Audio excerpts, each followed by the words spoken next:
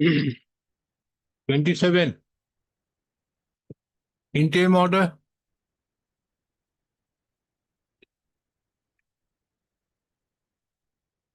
At the request of. Huh? Okay. At the request of the learned counsel for the petitioner, the matter stands adjourned to 8th of June 2026. 8th of June? No, 8th of June.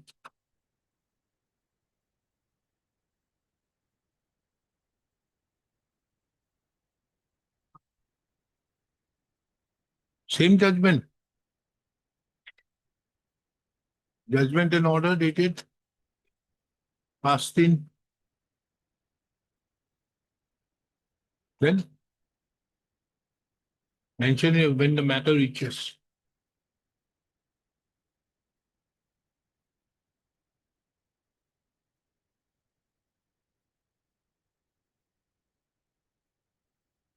Item number?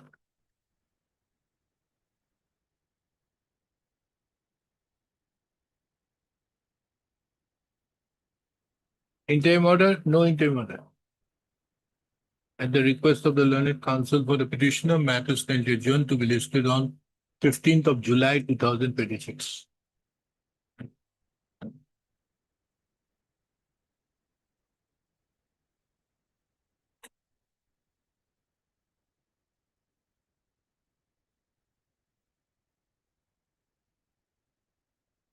Okay.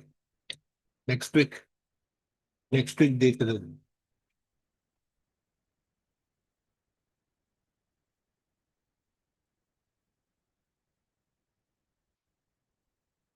Affidavit.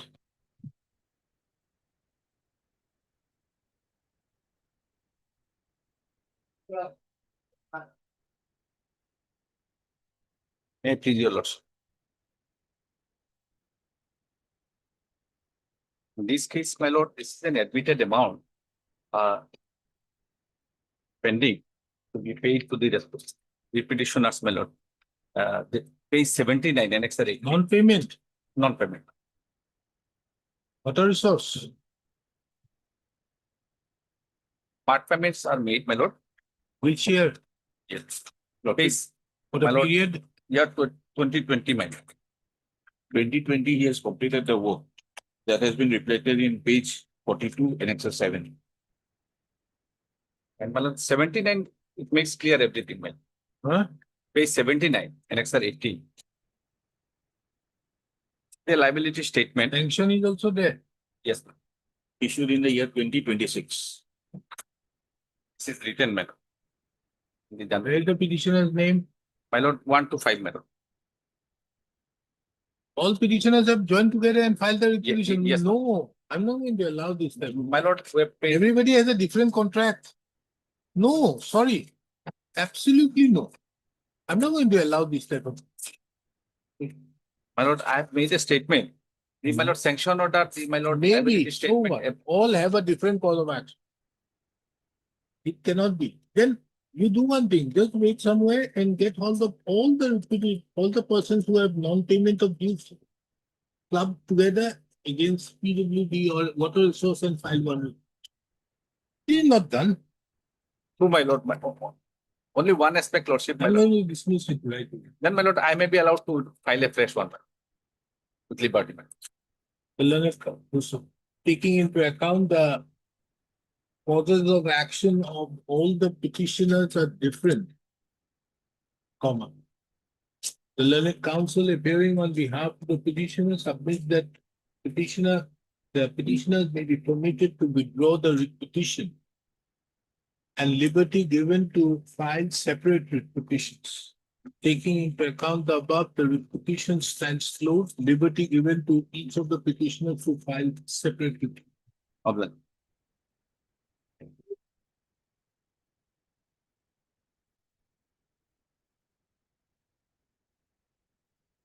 May I please? Petitioner approached earlier, lordship. Lordship was pleased to allow him to approach after 3 months, lordship. Suspension. PDS license was suspended on the basis of complaint by the petitioner and other consumer lordship. That suspension was withdrawn mechanically, lordship. Withdrawn. Withdrawn. Then we approached the deputy commissioner by filing representation to inquire lordship. There is large numbers of allegations which are found to be true by inquiry lordship while suspending the license lordship. But that withdrawal order was withdrawn mechanically by the respondent number 4 lordship. Where? Lordship, page 18 is the suspension order, lordship, annexer A, lordship. 6 numbers of illegalities were found, lordship, and 24 is the withdrawal order, lordship. This was the withdrawn. 18 is the lordship suspension, lordship. 18. Okay. Then 24 is the withdrawal, lordship. Just giving warning, lordship. Okay, then. Then, lordship, we approach the deputy commissioner, page 25, lordship, by Who? filing consumer lordship. We Okay. made allegation, lordship. You are for the consumer. Lordship, I am one of the consumer, lordship. Now, what are you asking for? I am asking for lordship interference of this withdrawal order because that has been withdrawn by simply giving warning, lordship. Nothing about misappropriated PTS items and etc. lordship. So, And then lordship the representation have not been considered. consider lordship. We approached earlier, but we are given liberty to approach after 3 months. Lordship. Page 32 is the earlier order, lordship. Liberty was granted, lordship. We approached the deputy commissioner repeatedly, lordship.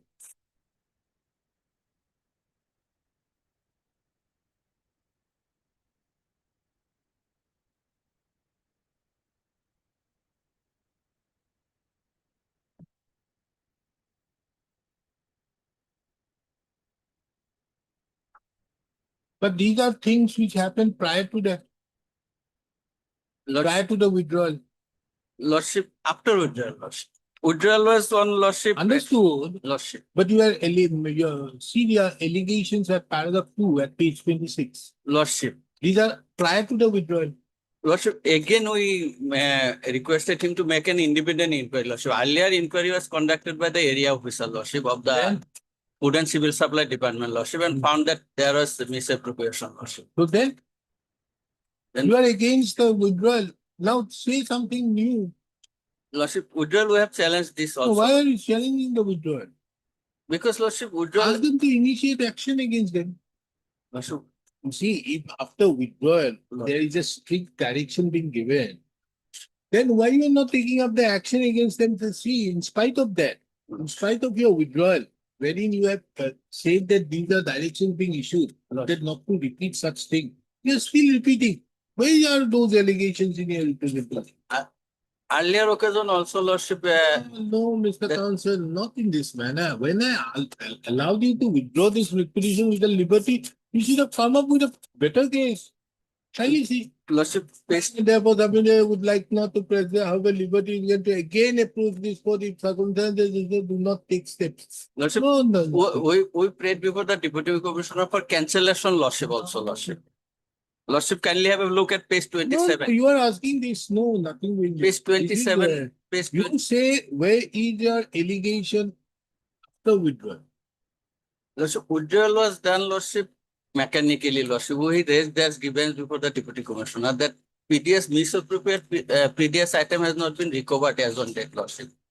Because the suspension, you see, it is a suspension. Lordship, A suspension cannot exist more than 3 months. lordship, That's the law. lordship. Now, what has happened? 3 months is already over.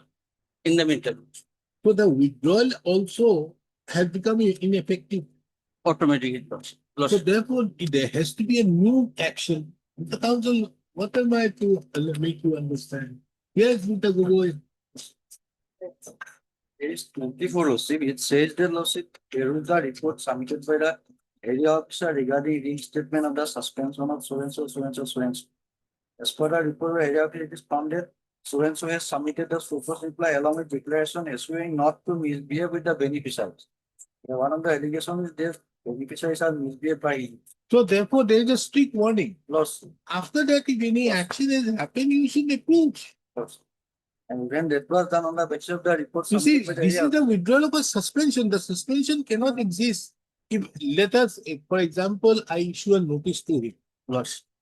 and can this court later on say that you continue with the suspension? No, that is not permitted. I cannot. Not permitted. So therefore, you are to file a representation saying that in spite of your order dated 14/5, these are the things which are happening.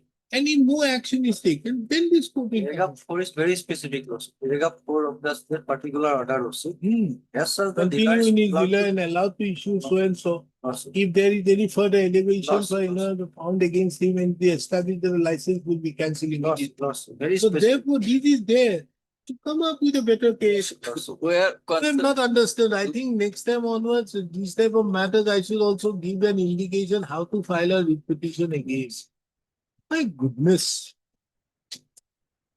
So our representation is subsequent. That is, withdrawal cannot be. No, this time it is not a case of withdrawal. This is a case of dismissal now. Your case now I am going to dismiss. Lordship, our representation. Lordship, on 29/11, Lordship, we. No, Mr. Counsel, nothing Subs- doing. You After- have to make allegations of there, asking them to file a, give a representation that in spite of these are things which Lost are it, happening and these are not being done. Lordship. This is how you have to proceed. And if nothing is done, then we are here to look into it. After Lordship withdrawal, we have filed the representation before the deputy. Understood. Lordship, You have filed the representation, but where is a single allegation that after withdrawal he has elected? Lordship. It's not there. Paragraph 2 to silence. Lordship. Silence. Mr. I think we dismiss it. Lordship, and then you allowed to withdraw. But this Lordship. is the second withdrawal. This second. So earlier, liberty was.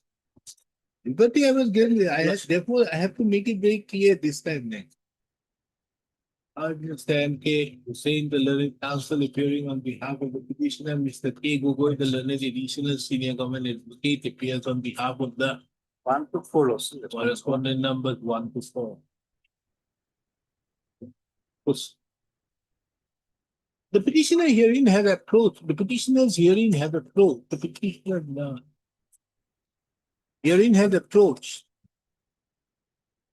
this court by filing the present petition.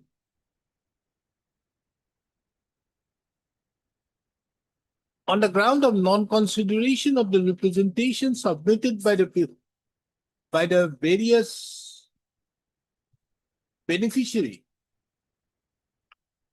of the fair price shop of the respondent number 5 on account of the representation submitted by various beneficiaries of the fair price shop of the respondent number 5 dated 29/11/2025 having not been considered. It is relevant to take note of that the license of the respondent number 5 was rejected, was suspended by an order dated 11/9/2025. Therefore, the said suspension was withdrawn by an order dated 14/10/2025 with a strict warning not to repeat the circumstances which led to the suspension. And if such repetition is there,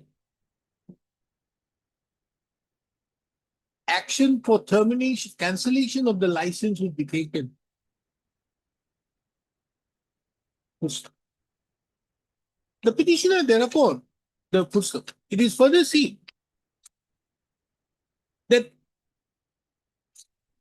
the representation which was filed by the petitioner by the various beneficiary are got alleged beneficiaries of the shop of the fair price shop of the respondent number 5 sought for revival of the order dated 11/9/2025 and cancellation of the order dated 14/10/2025.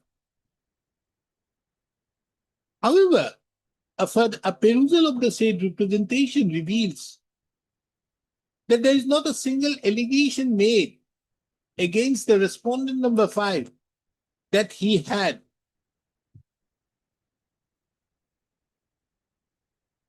taken any steps contrary to the directions so passed in the order dated 14/10/2025. Considering the above, this court does not find the present case to be a fit case for being entertained under Article 2 to 6 of the Constitution, thereby directing the respondent to accordingly. The instant application writ petition stands dismissed. Before parting with the record, this court, however, observed that the dismissal of the writ petition shall not preclude the beneficiaries of the fair price shop of the respondent number 5 to submit a representation if, in the circumstance, the respondent number 5 takes any steps contrary to the order dated 14/10/2025. Now I think it is more clear. Lordship, closed maybe, Your Lordship. Close? No, not close. Dismiss. Next time you come again like this, post. Yes, Mr. Bhattakur. Yes, well, this is regarding non-payment of bills, my lord. Non-payment of bills. By one Non-payment of bills, Mr. Bhattakur is doing, what is wrong? Petition also, Lordship. Size of the petition. How many? Size of the petition, Lordship. Only one petition, my lord. One petition, one. Size of the petition. Other day, Lordship, that too bang. Day Which one? before yesterday, Lordship. Ah. The size of the petition is, Lordship. Oh, that one, yes. Well, very well named. Lordship. Because notice issue returnable on 7th of September 2026. And he can like it notice to even posa pabble again. Well, Affidavit time will be.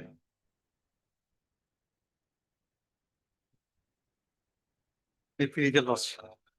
Yes, Mr. Nath. It seems, my lord, from both the sides, I am the one, from both the sides, I am the only one appearing. Because this is in respect of, my lord, remuneration to be paid to the Panchayat President Vice President. Remember, my lord, the series of cases. Where First is is disposed the of. order? Page number, my lord, the order is page number 20. What is the direction? Yes, the direction is, my lord, page number 21, bottom.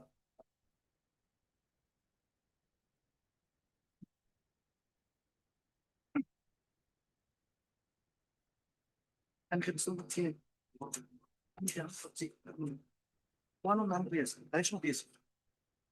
On the place. This is for non-payment. My lord, that one. That's what was passed in 2000, my lord, the 19 that was passed. In so far, this particular respondent is concerned, my lord, he joined in March 20. And he took up the matter with the government. He retired in the month, and then, my lord, this is the order he has passed. So the commissioner PNRD has passed this direction. Yes, my lord. And then asking the chief executive officer. yes, in terms of the government direction, because this person, he took up with the government. Then he was transferred out in the 21 itself, and then he retired, my lord. Now there are other persons also, and there's a direction by your lordships on 16/10/23 to implement the new incumbent. 16/10/23, my lord. There's an order, my lord. I think they might have got money, my lord, I feel, because otherwise nobody is appearing from this side. Probably.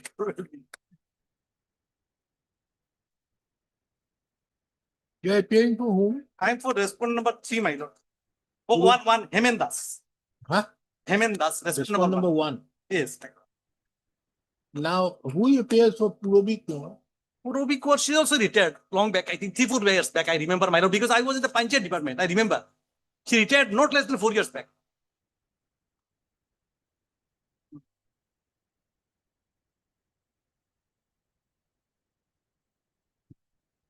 Okay. Now I think, my lord, the new commissioner is there, my lord.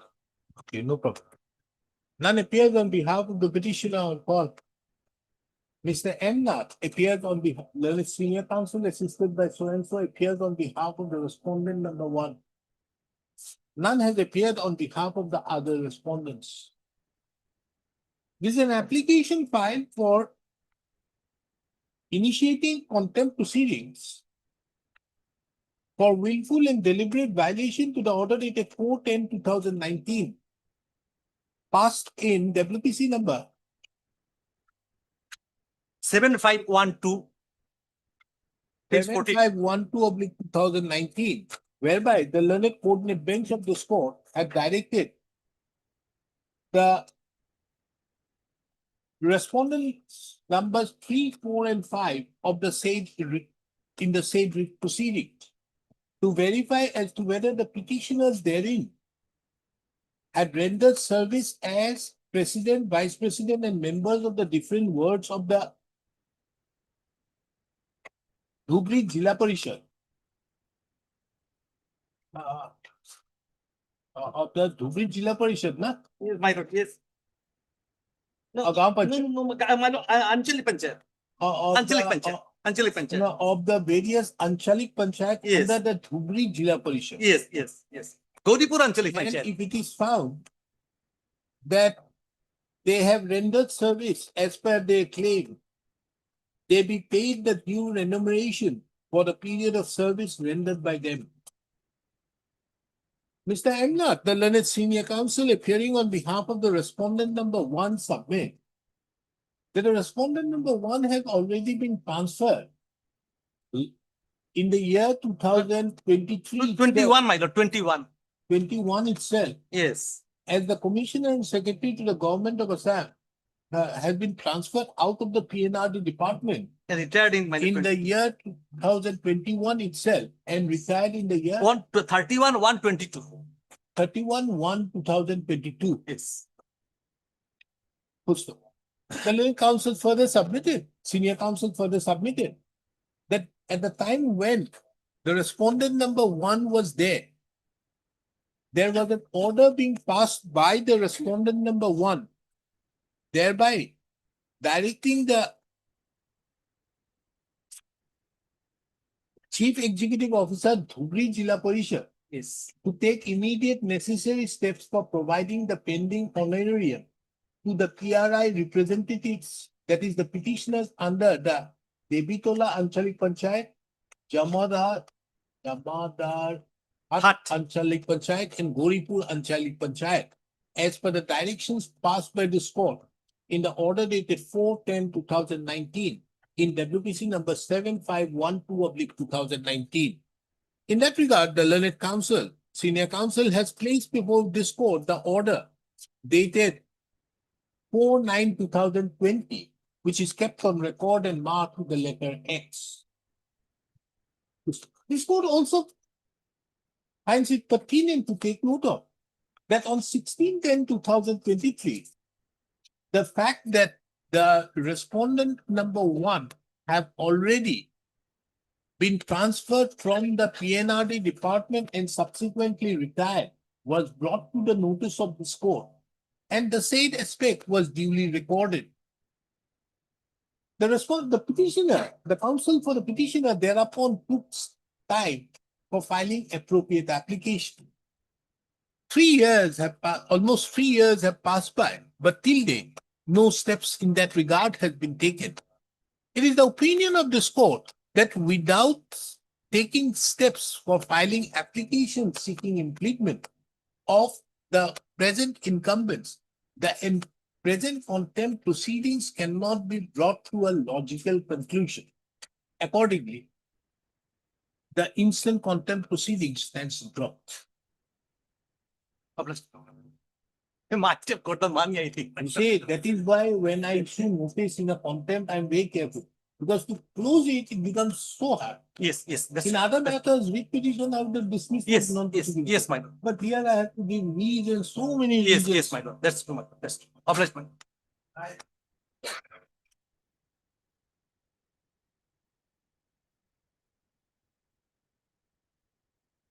What is this?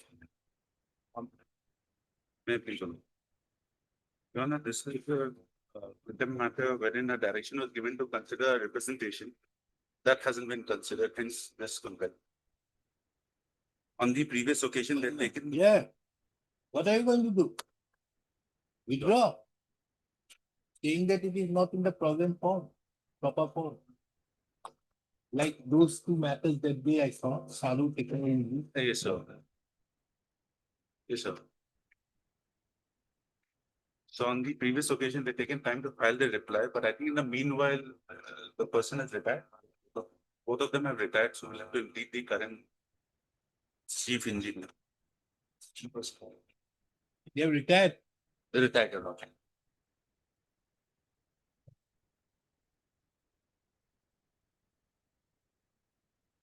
I just appear for respond number 2, Your Lordship. Is there. No, he's no more there, Your Lordship. So you simply the new But you are the PNRD council, yeah, PhD PhD council, council. and I have Are this, these people there? no one is there, Your Lordship. Both of them are retired. Who are the present? I can give the name. I don't know exactly. I can get the name, Your Lordship. The secretary and the chief engineer. Mr. R.R. Gogoi, the learned.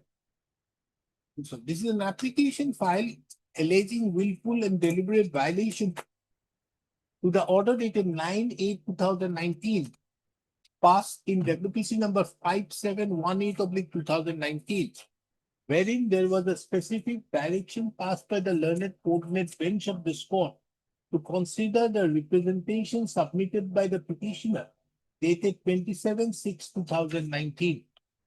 Mr. R.R. Gogoi, the learned counsel who represents the respondent number 2, is also the standing counsel of the Public Health Engineering Department. He submits that both the respondents are no longer in service in the PHE department in Pushpa. The learned counsel appearing on behalf of the petitioner therefore submits that the petitioner would have take appropriate steps for filing application, would take steps for filing appropriate application seeking impeachment of the present incumbents. List the matter upon such application being filed. It is, however, observed that pending the next day, pending listing of the present contempt application, it shall not be a bar on the part of the PHE department to pass an order in respect to the representation submitted by the petitioner on 27/6/2019. Mr. Counsel, dispute this, Yes, Your Lordship. and once you dispute it, let him go to MSME. That otherwise, again, he's going to come here. Very well, Lordship.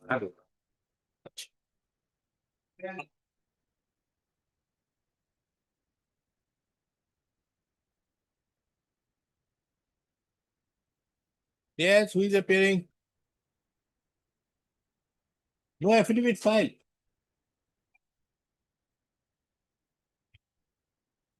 Who? What is the contempt? My lord, is a contempt petition, my lord. Contempt for what? My lord, some admitted outstanding bill, my lord. Not being paid. Oh, this Berlin. My lord, Who appears for the BTC?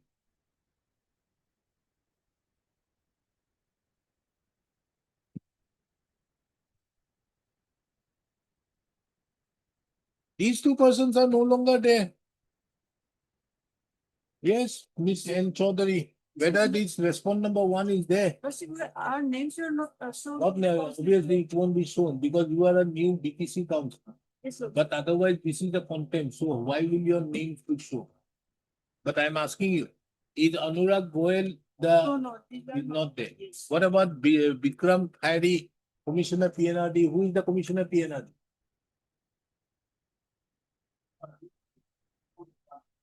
Who? Number 4.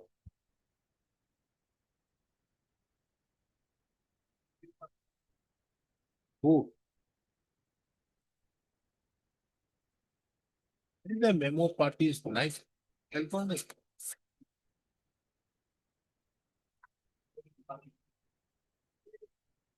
Response number 4.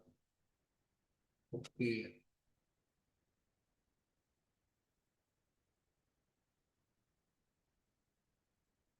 Response number 3 is also not there. Now it is some Mukesh Sahu. Isn't it? Yes.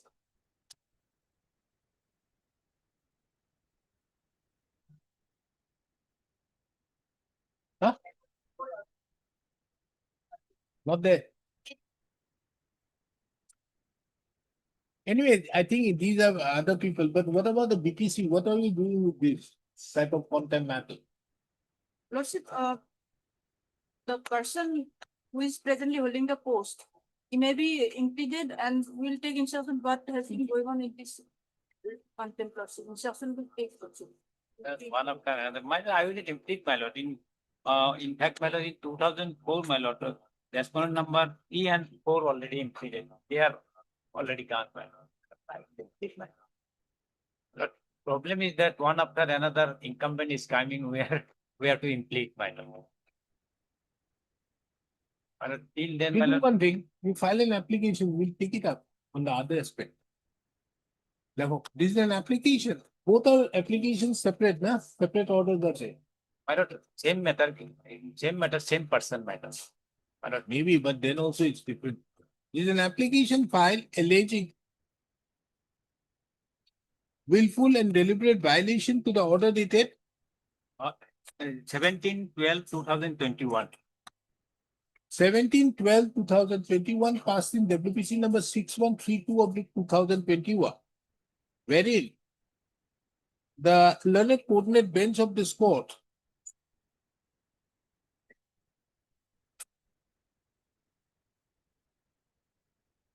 disposed of the said petition in terms with the order dated 17/12/2021 passed in WPC number 6482/2021.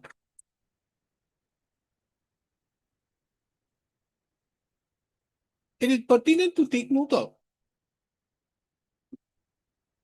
that in terms with the order dated 17/12/2021 passed in WPC number 6482/2021, 82/2021, there was a direction upon the Principal Secretary, Boroland Territorial Council,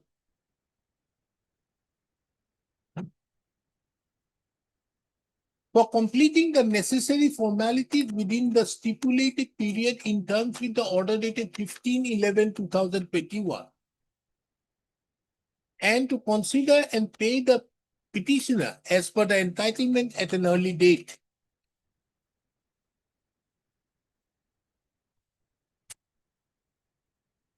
This court also finds it very pertinent to take note of the order dated 15/11/2021, passed by the Principal Secretary of the Boroland Territorial Council,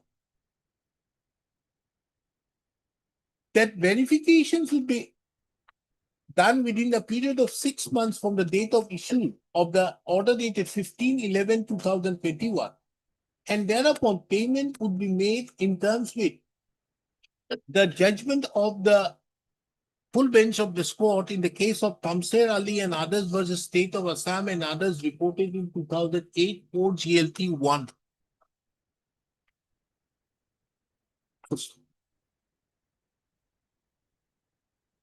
Taking into account the said directions, it is the opinion of this court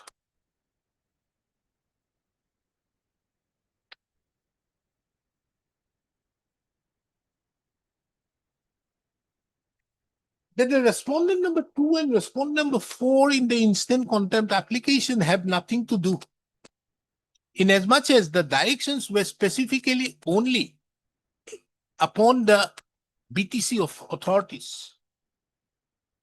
Consequently, this court therefore strikes out the names of the respondent number 2 and respondent number 4, thereby dropping the contempt proceedings against them.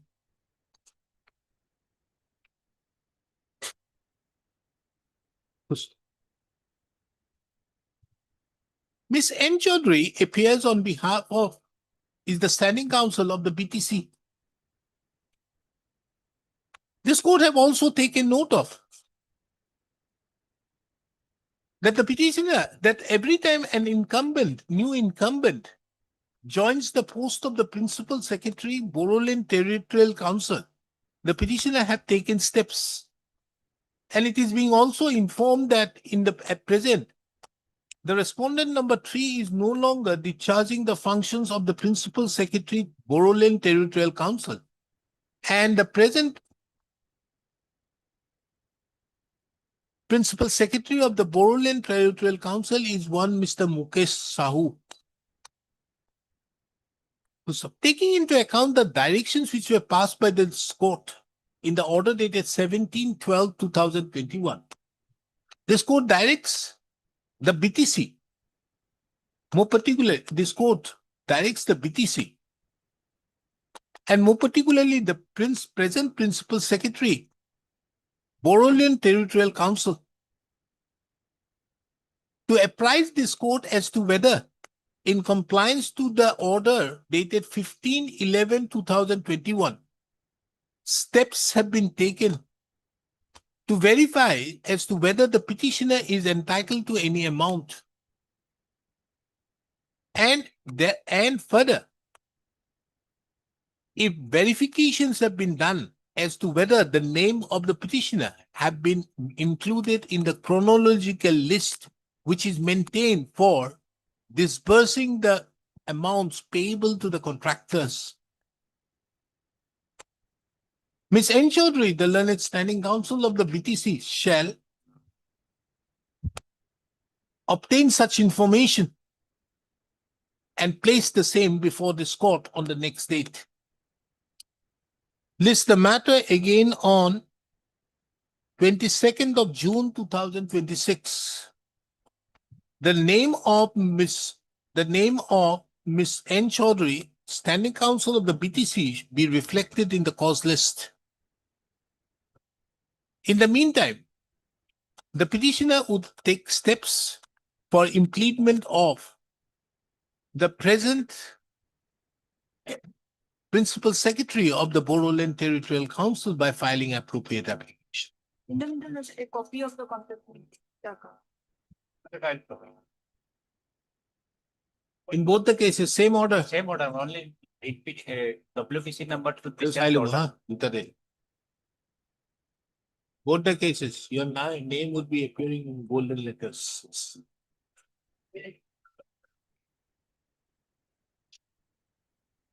Mr. Botakur, where is he? Oh, you are there. Lordship, in this, we have received the affidavit. We're going to file it. We're disputing the amount, Your Lordship. Huh? Affidavit we received, Your Lordship. We'll file it. Okay. Today. We're disputing the amount. Why you are not filing? We just, because there was some defect, Your Lordship. That's why we couldn't file it. In fact, I like place this instruction which we have placed, Your Lord.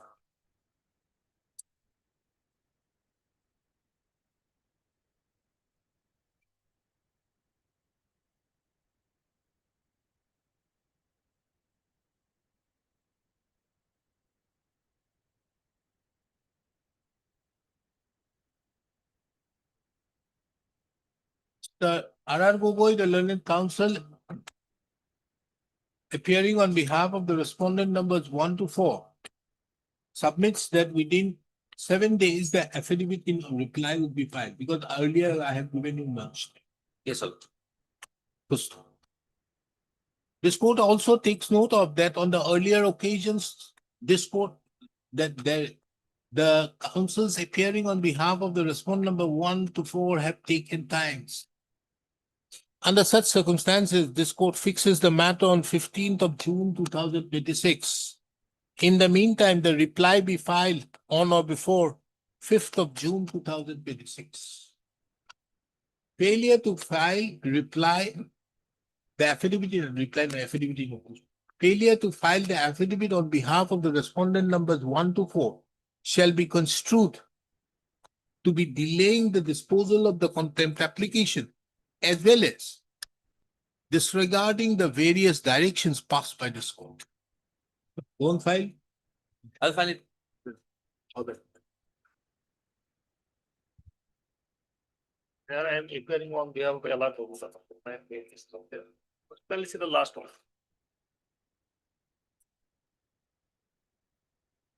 What is this? Lordship, this is for land acquisition payment. And here we're, respondent number 2 has deposited the money to respondent number 3, that's to the DC office. The amount has been deposited.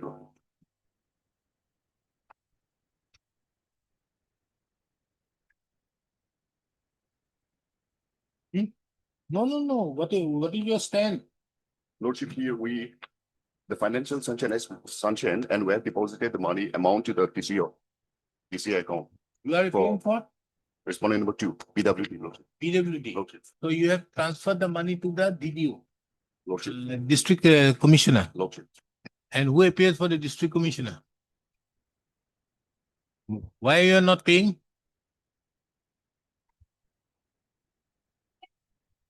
Already made and deposited to your account number so and so, amounting to 11,41,000. You are asking for that amount, 11,41,000.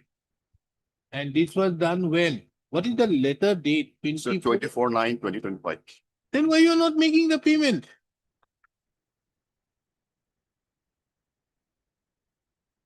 Let us see the face of this particular district commissioner, why he has not paid. Not done. Kachar, we are taking strict action against this. No time being. Let him go to jail, then only you file an appeal. Let Mr. Fukon or Miss Fukon go there. Heard Mr. So-and-so, the learned counsel appearing on behalf of the petitioner. Mr. So-and-so appears on behalf of the respondent number. Mr. Counsel, you appear for whom? Lordship, appear for PWD, Lordship. There's Respondent no number 2. PWD business out there. Appears for respondent number 1 and 2. Are you appearing? Not appearing.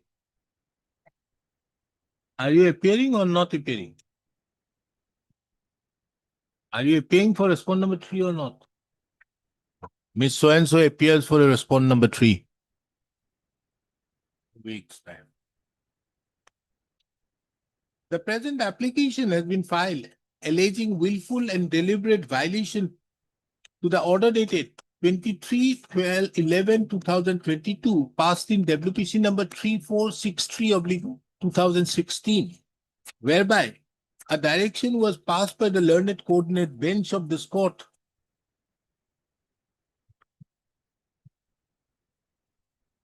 whereby liberty was granted to the petitioners, whereby the learned coordinate bench of this court granted liberty to the petitioners to submit a detailed representation along with necessary documents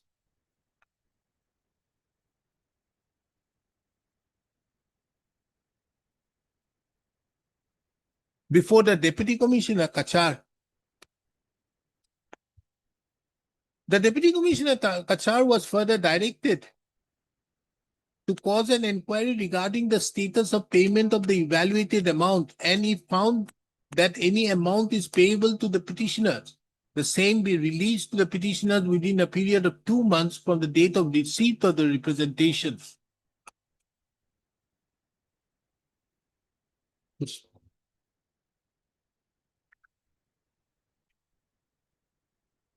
The order was passed by the learned coordinate bench on 23/11/2022. However, as no steps were being taken by the present respondents in the instant contempt application, the present contempt application has been filed. The respondents in the instant application. The present application was filed on 5/6/2023. Mr. So-and-so, who appears on behalf of the respondent numbers 1 and 2, submits that the dues as regards the petitioners have already been paid to the District Commissioner LA Branch Kachar on 24/3 or 9. Sir, it was deposited on 23/9. The letter is 24/9. on 24/9/2025, prior to 24/9/2025, inasmuch as by the communication dated 24/9/2025, the executive engineer PWRD informed the district commissioner that the amount of rupees 11,41,666 was already deposited to the account of the district commissioner on 23/9/2025. Full stop. The counsel who represents the respondent number 3 submits that she has no instructions as to whether the payment has been made. The learned counsel appearing on behalf of the petitioner also submits that payment have not been received. Under such circumstances, this court finds it very under such circumstances, it is the opinion of this court that the petitioner, that the office of the respondent number 3 prima facie appears, it is the opinion of this court that action on the part of the respondent number 3 prima facie appears to be contrary to the directions passed by this court in the order dated so and so, passed in so and so. First, list this matter again on. Sorry, no? Okay. 15th of May 2026. First, the district commissioner, Kachar,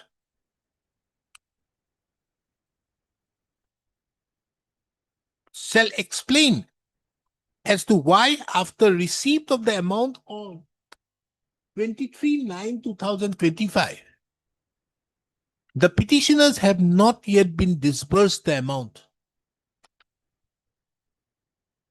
And further, why interest should not be imposed for the last 6 months, more than 6 months, on account of the officials of the district commissioner, Kachar, not dispersing the amount to the petitioner.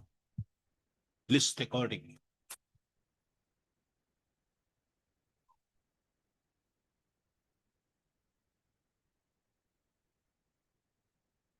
This matter has become infructuous a lot. Huh?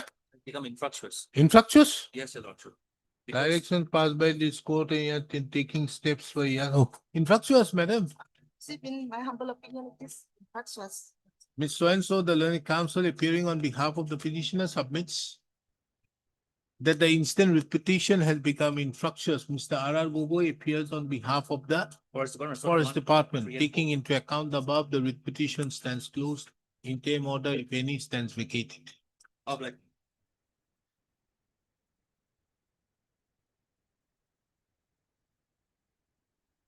May 6 night accommodation for today, my lord. The council engaged, my lord. She has gone to Vellore for her father's treatment. You are for? The petitioner, my lord. Why you asking for time? Let him say. Was there any affidavit directed? Has however submitted, she will obtain further instruction in this regard. There is an additional Okay. affidavit filed. Ah, The pay slips of 2 persons have been compared, my lords. The petitioner's pay is still below the, his colleague, my lords. Mr. D. Gogoi, who appears as a proxy counsel to the petitioner, to the counsel of the petitioner, submits that the counsel of the petitioner had to go out of station and 6 times list the matter up to 6 weeks. My lord. Not that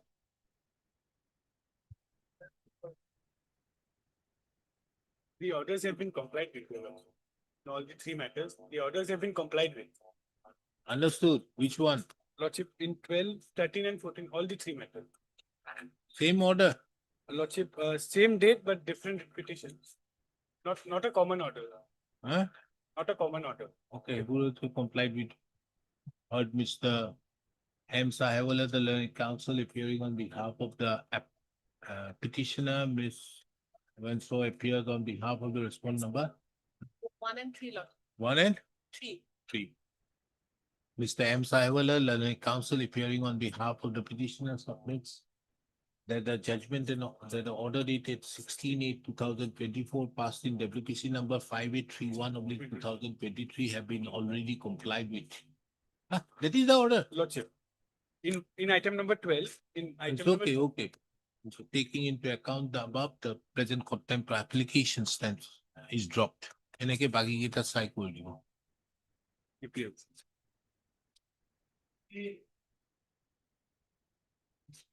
On page 27 in the class number of the order was similar to item 6 and 7. Huh? Similar to item 6 and 7. 6 and 7, he is a difficult person. You are a new person. Page. This person is being represented by a senior counsel. That person was represented by anybody else. So senior counsels, we have to ask him, now you file an appropriate application as to who is this. Has the contempt in notice been issued? Yes, As notice. per your lordship's order. we have Okay, given the- Miss N. Chaudhary, the learned counsel appearing on behalf of the BTC submits that the respondent number 1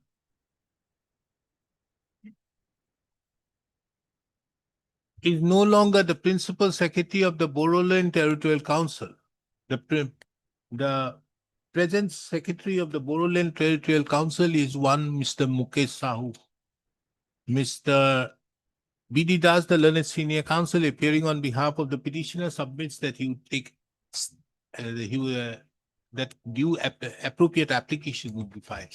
This is the matter upon such application is filed. No, for others, she can take instruction. No? New matter, senior counsel.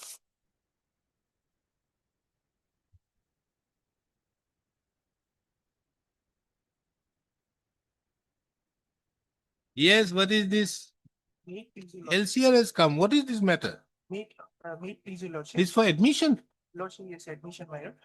The engaged counsel, Mr. R. Sharma is not keeping Who? well, my lord. Mr. R. Sharma, my lord. Who is Arsama? From Sharma, my lord. He is not. keeping Not well- there. Not keeping. well. Okay. Me- What is the matter about?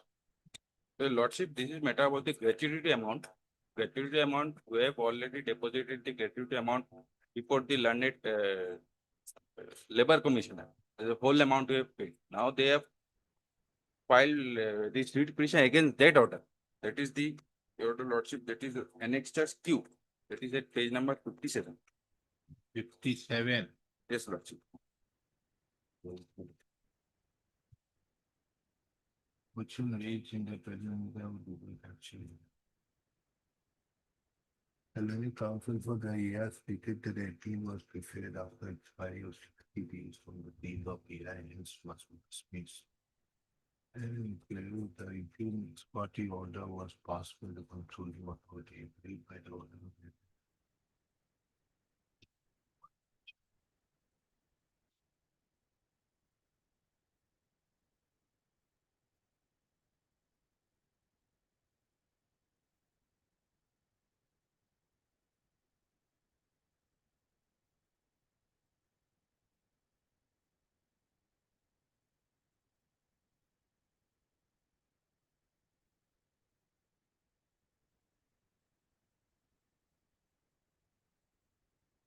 So it's a simple case. Yes, Lordship. 2 minutes business. What I do praying, Lordship, let the matter be remanded back on the in the lower court. If they succeed in the lower court, they can take the amount. My lord, my It is school already period, my lord. deposited. My Is school- there a stay? No, Okay. Huh? Stay Yes, is there, na? Okay. My small. period- This is the present writ petition assails the order dated 25/3/2019, whereby the Labour Commissioner cum Appellate Authority under Payment of Gratuity Act 1972 had remanded the matter back to the Assistant Labour Commissioner and the controlling authority to decide the proceedings afresh after opining that the that the said decision which was made, the decision which was made by the controlling authority dated 28/2014 was without properly hearing the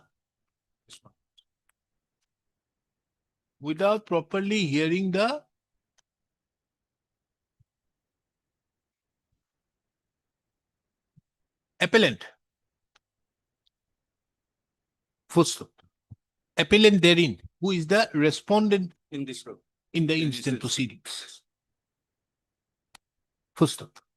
This court further takes note of that being agreed, the present proceedings have been filed and by an order dated 28/6/2019,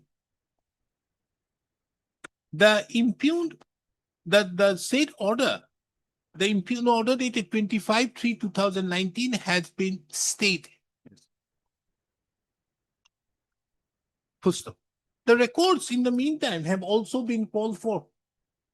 And under such circumstances, for the last 7 years, the proceedings as regards the gratuity proceedings have been stalled. The learned counsel appearing on behalf of the petitioner submits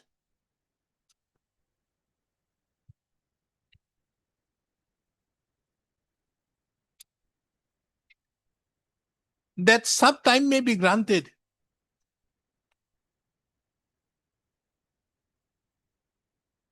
as the counsel who appears on behalf of the petitioner is not available today. Full stop.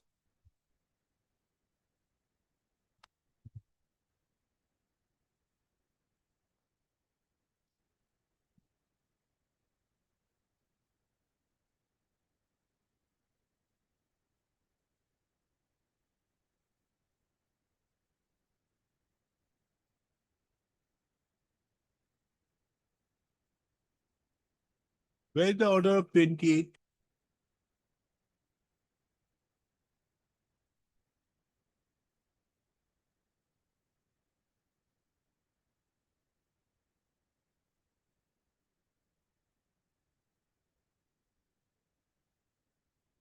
Page 54. Lord.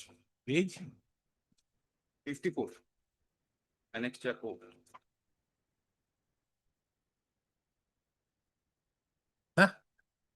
page 54 of the writ petition. Lordship. 54. Yes, No, 54 is different. 54, 54. 50. No, notice. The notice. 54 is the order. 54. Yes. No. 54 is an order passed by the learned coordinate bench.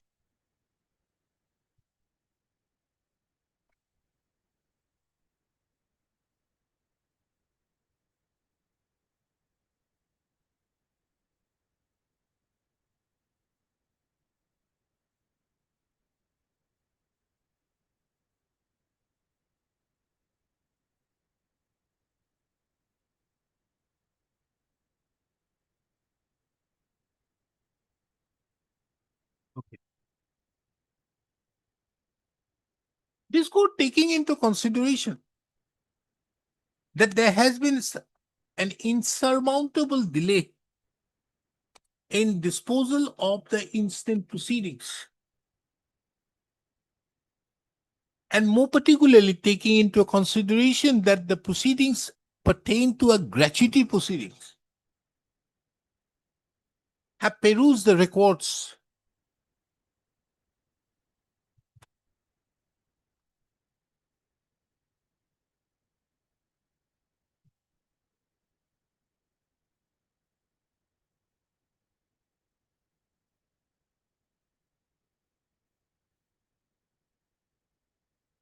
on this.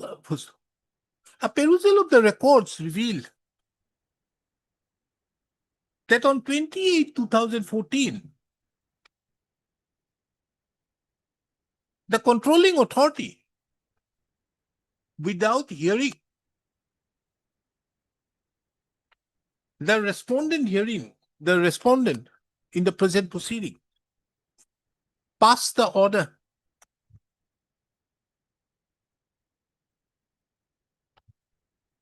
and that too without assigning any reason as to why the controlling authority found the claim of the petitioner herein to be genuine. The said order was passed ex parte, as would be apparent from a perusal of the order dated 28/2014.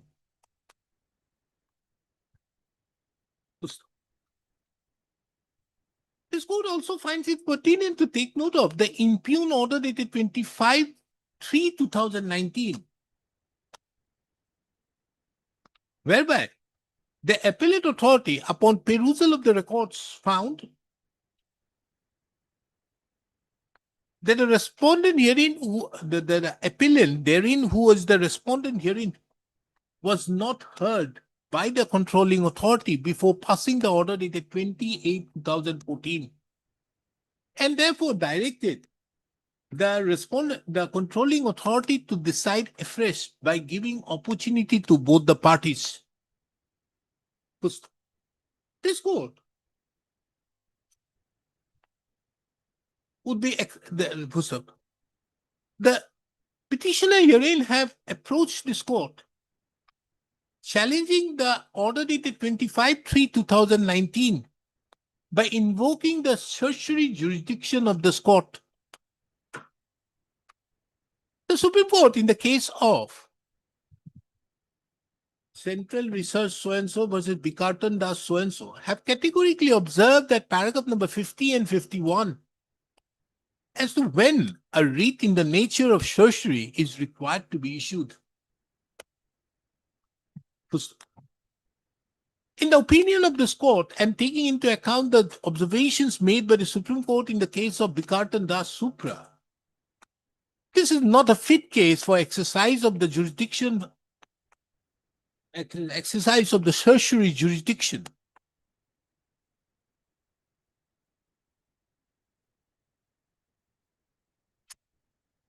More particularly, upon perusal of the materials on record show that there is neither any perversity or the order so passed by the learned appellate authority do not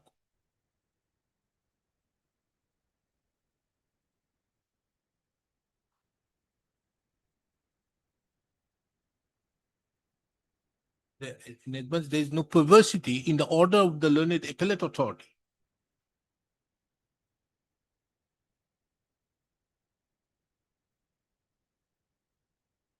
And also appears to be in consonance with the settled principles of law.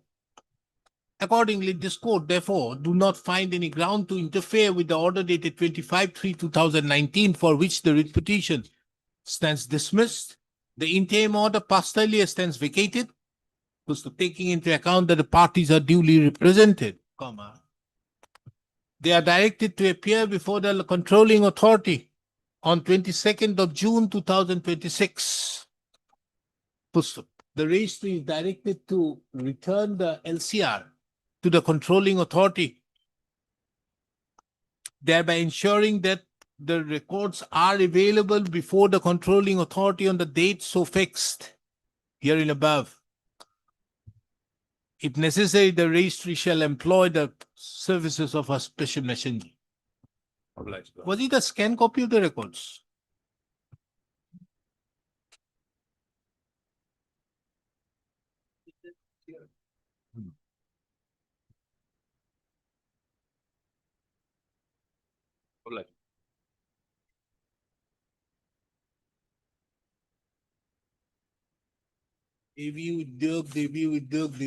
What is this? Matter pertains to non-payment of the outstanding bills.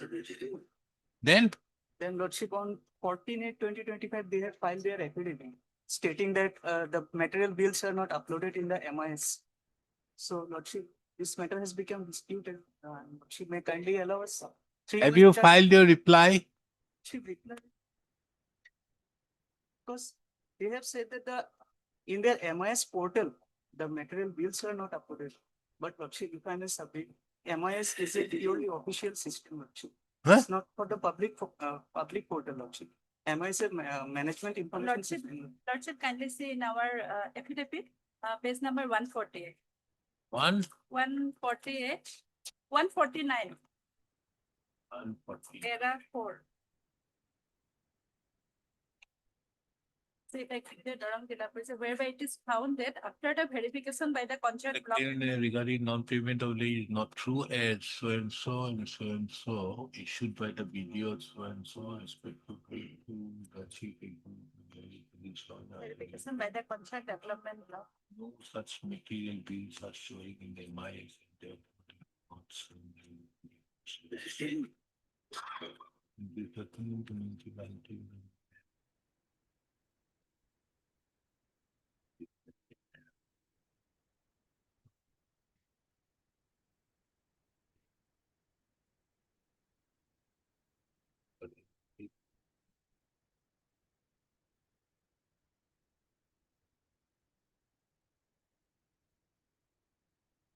So, not any, go to the civil court. So it's a factual. 3 months to approach before that.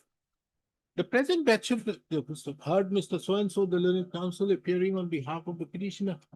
Ms. So-and-so appears on behalf of the PNRD department. The present, by the present judgment, this court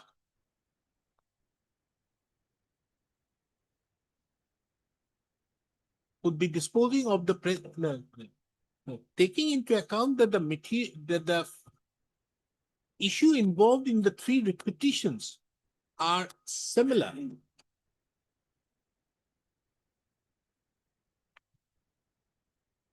This court takes up this court similar, the said repetitions are taken up for disposal by this common order, common judgment and order, common order.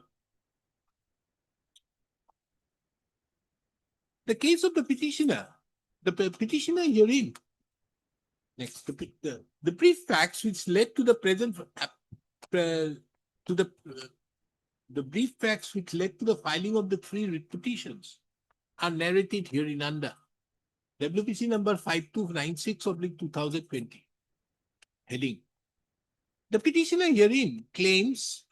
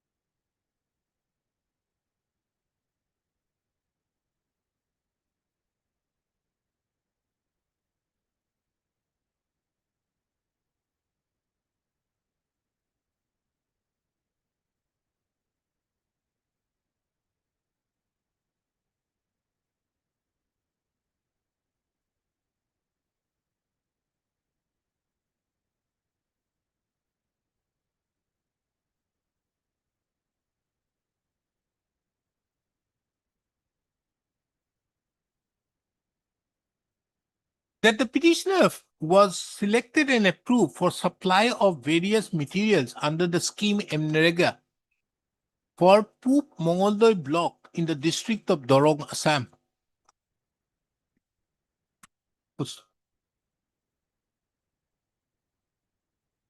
The petitioner further claims that he had supplied the required materials as per the scheme and under the supply order number DRDA, Dorong supply order number, this is Mongoldoy-DRDA/MLD/67/2015-16/2670 dated 12/1/2016. It is the further case of the petitioner that the petitioner submitted the total bills for the supply of materials of an amount of rupees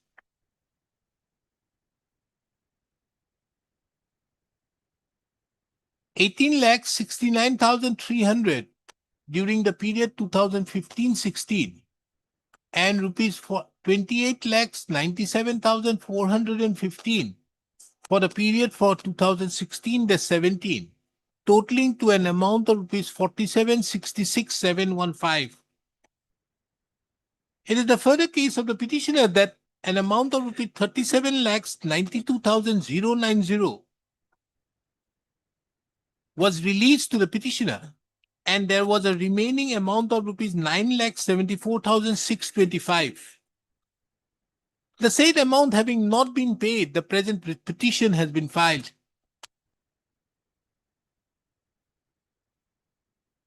WPC number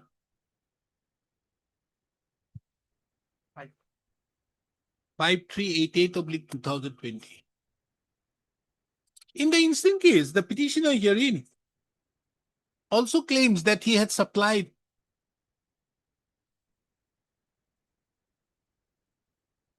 various materials pursuant to the supply order number DRDS Dorong supply order numbers Sipazar-DRD/MLD/67/2015-16/2872 dated 12/1/2016.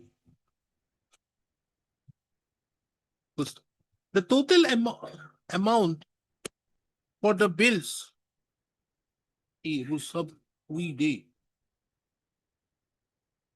the total amount for the bills, the total amount for supply of the materials for the period from 2015-16 was rupees 22,52,926, and for the period 2016-17 was rupees 5,31,495, totaling to rupees 27,84,420.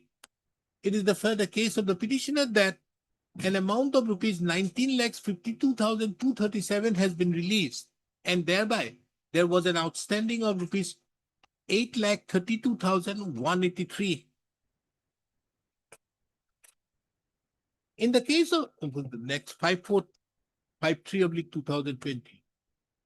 In the instant petition, it is also the case of the petitioner that in pursuance to a supply order dated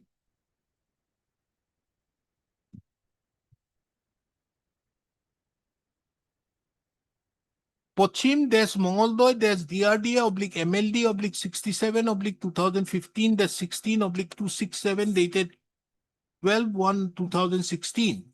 The petitioner supplied the materials. During the period from 2015-16, the petitioner supplied materials of an amount of rupees 19,80,900. And during the period from 2016-17, the petitioner supplied materials of a value of rupees 18,83,250, totaling to rupees 38,64,150.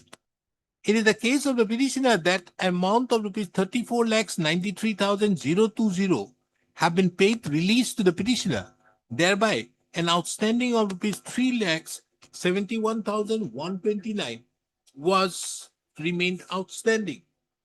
On account of the non-payment of the aforementioned dues in respect to the three supply orders, the three petitions have been filed.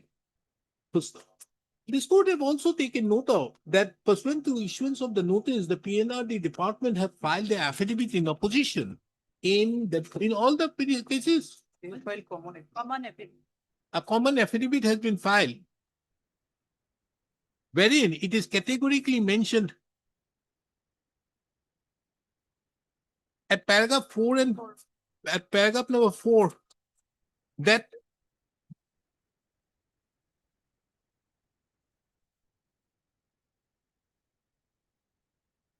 after due verification, it was found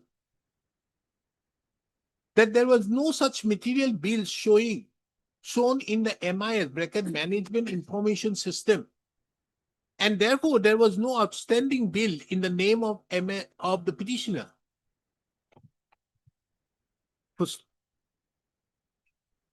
Paragraph number 4 of the said affidavit in opposition filed in WPC number 5296/2020 being relevant is reproduced here in under. From the above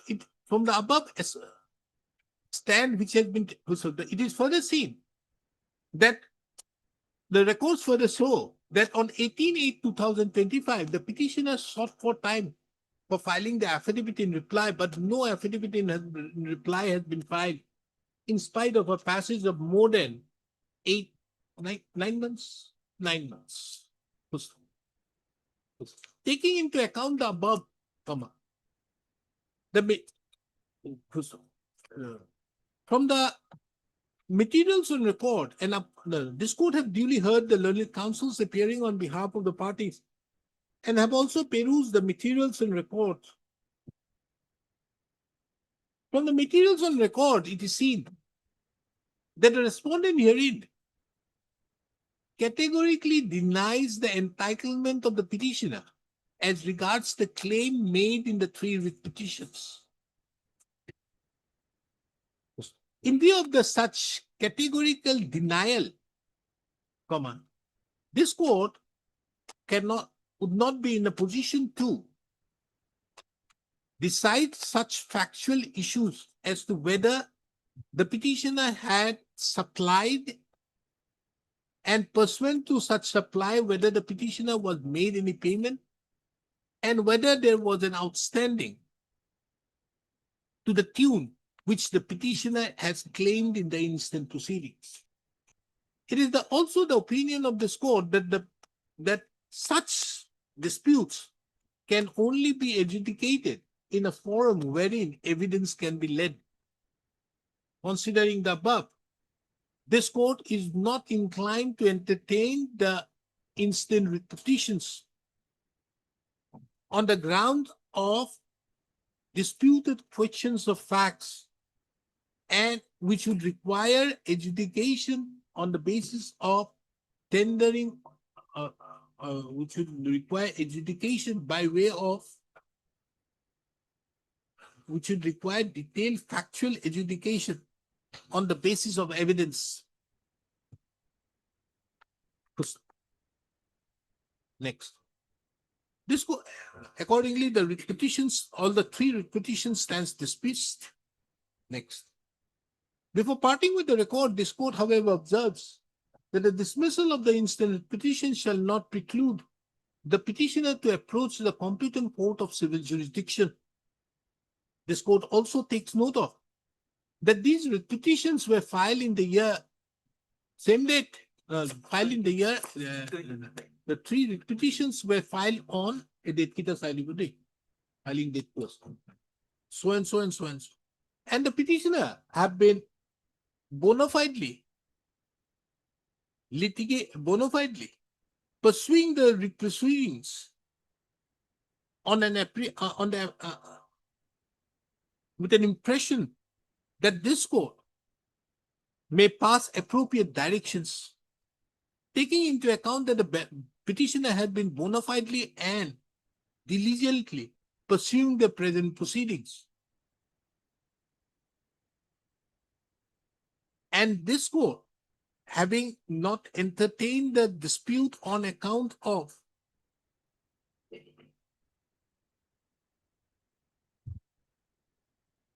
disputed questions of facts, it is the opinion of this court that the petitioner should be granted the benefit of the Section 14 of the Limitation Act.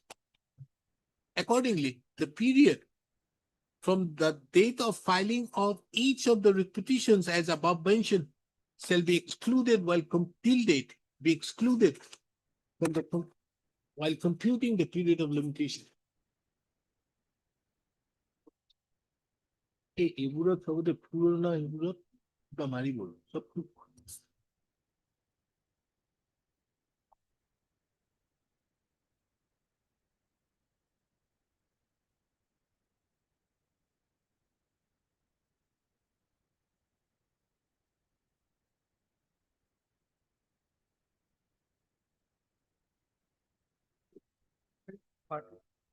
This is an application filed for impleadment of the opposite party number 6 and 7 to the accompanying contempt application with petition, taking into account the stand taken by the Water Resource Department of the Government of Assam that certain amount that the scheme under which the petitioner was awarded the contract partly was sponsored by the central government.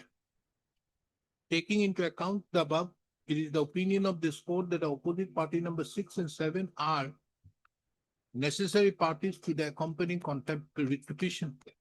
Accordingly, the opposite party number 6 and 7 are arrayed as the respondent number 6 and 7 to the accompanying petition. The counsel appearing on behalf of the petitioner is directed to file a fresh memo of parties before the registry of this court within 7 days, and the registry shall make necessary changes in the cause title and update the same in the CIS. I stands disposed. Issue notice upon the newly repleted respondent number 6 and 7, returnable on 3rd of August 2026. K. Gogoi, where is he? No K. Gogoi? Anybody? Central government?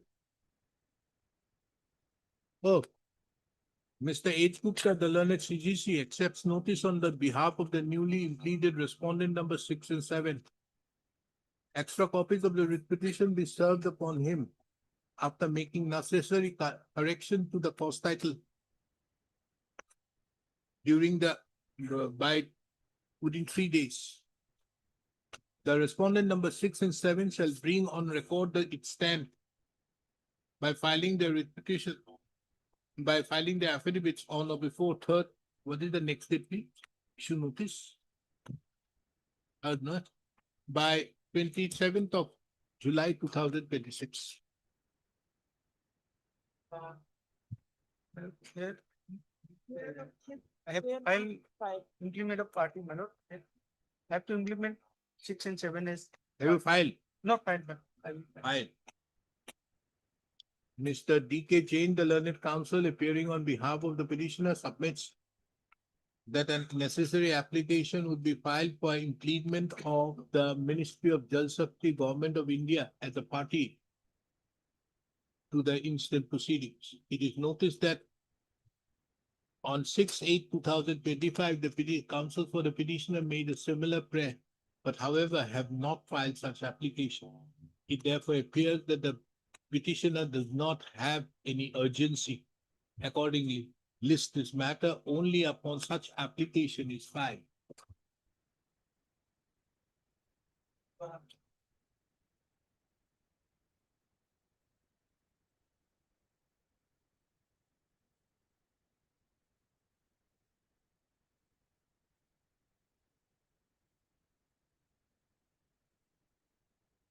The issue pertains to reduction of foreign security from the running account bill. My employer is, NRL is my employer. There was a contract which was awarded to me at page 33, filing an RCC work for ECU revamp project of NRL mining. Now I have to get the bashing plan, work order was given. Now this bashing plan, I have a contract at page 64. In the contract, nothing is written there that regarding about the forest royalty. Now it is not backed by any territorial requirement. Now at page 68, this is the approval of the basing plan, and by this company, Novoco Vista Corporation Limited, we got it hired from this company, Novoco Vista Corporation Limited. And we are using the ready-made mixture purchased from them, my lord. And accordingly, my lord, it was approved by the NRL, my lord. And but from the first running account bill, we have given assurance that, okay, I will pay the first running account bill if your lordship say at page 72. So you are challenging what? My lord, my running, from my running account bill, they have deducted my forest royalty. So they can't. They can't. Why? Yes, they can't, my lord, because neither it is backed by any contract agreement, neither it is under the statute. And the person from where we got, they were already paying it. They were already paying the forest royalty. They were already paying it. Novoco and Tesco from where we got the batch, ready-made mixture mine. Who is deducting? NRL. They deducted. We are deducting. Why? Huh? They are relying notification on the section 5 of the Assam Minor Mineral Concession Rule, mine. And I think that's not the point, mine. Why they are deducting section 5. They denied first. Then they said, please let us know the source from where he got. Then we have stated from where the source we got it. Please see additional affidavit, my lord, my source. Why should I look into the source? No, they were saying they were denying it, my lord. That's what they said, denying it. Where is the affidavit? That page, Lord, 124. 120. Huh? 120. 120. 120, there's some gazette notification. Gazette notification. They're para 8, my lord. 125. Hmm? 125. Their demands are raised by the forest department. Yes. Payment of royalty against use of minor meter. They are taking on percentage wise on the total. What is the petitioner's name? Samira Nakhtar. Name is there. Petitioner's name is not here, Lord. Then But every year they used to make demands. That is why we are withholding there. so you have deducted and deposited with the forest department. Yes. We'll deposit it when it comes. You have deducted it. We have deducted. Have you deposited? That I will have to take it. But You are also required to deposit. yes, we It is not to be deposit kept it with you. regularly, year wise we deposit it. When the times comes, we deposit every year. Yes, 10 is para 8, my lord, at page 109. The stand of the NRL. Page 109. At paragraph 8.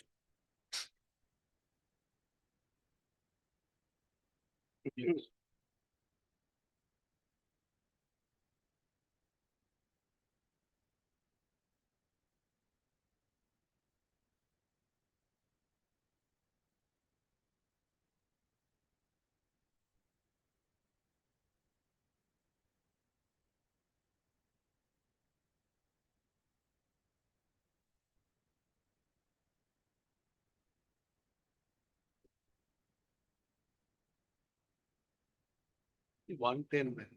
Therefore,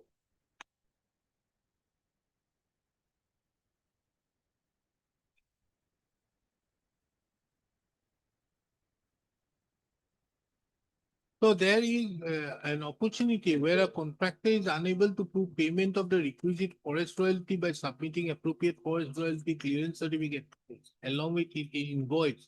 The answering are required to withhold the applicable forest royalty and deposit the same with the state government. However, prior to such deposit, if the contractor is able to furnish documentary of payment of the applicable forest royalty, the withheld amount shall be returned to the contractor. Yes, that is ours. now please see, when there was a stand which was taken by the NRL, a matter came up before this honorable court. The honorable court said, look here, this is a stand. Where is your proof? So there was a specific order that was passed by this honorable court. My lord will kindly see the additional affidavit. Please see my additional affidavit at page 150, mine. Where now I have shown, my lord, from where it has, if got it. 150 is the order. 150. If your lordship kindly see at 151. Next No, page. it's okay. Now, Now I now, think- that is okay. But Mr. Yeah, do I look like some officer of the NRL? I'm sorry. Do I look like some officer of the NRL? No, no, No. not at all. Not at all. So therefore, It my can't question is, It can't be. you show it to them. They Yes, may sir. be satisfied with No, this. this is, I have already, my lord, 152. Show it to him, not to him. To those officers. You do one thing, you obtain instructions. That's regarding this. If these are shown, you will consider. And Okay. after that, we'll dispose it of. Yes. Because you see that it is like this. In terms with section 5, rule 5, who are to pay is mentioned. It is when a particular contract is done in respect to any government agency or anything, certain amounts is to be deducted. Now, who is liable to pay? Liable to pay is in Rule 8, Rule 27, isn't it? Rule 8 comes in respect to Rule 8 or 9, it comes in respect to those persons who are settlement holders. And Rule 27 is those persons who have been given the mines for sand or something. Sand. So therefore, these are the persons who are to pay. And the payment, as if you go by this, the payment has to be made by the person who is extracting. So the point of charge is there. Now, if he shows materials that from whom he has purchased, and these materials are being shown to you, that look here, this person has already paid, because there cannot be a payment of the royalty twice. So there has to be only one. So therefore, you need to look into this. There is one judgment so passed by me in respect to those. This is, no, Muslim Ali 2000. No, not Muslim Ali is different. That is Your lordship, another one regarding the GMC, what these people were doing. That was there, but I have discussed the entire scheme by which it is being done. So therefore, you have 5, 8, so and so. In that case, it was a thing that GMC authorities were trying to take over from each private individual. For building their house, they are charging it. The question arises as to from whom it is to be paid. So here or if it is done for anybody else, let's see 5. The 5 which has been brought in, let's see 5-2.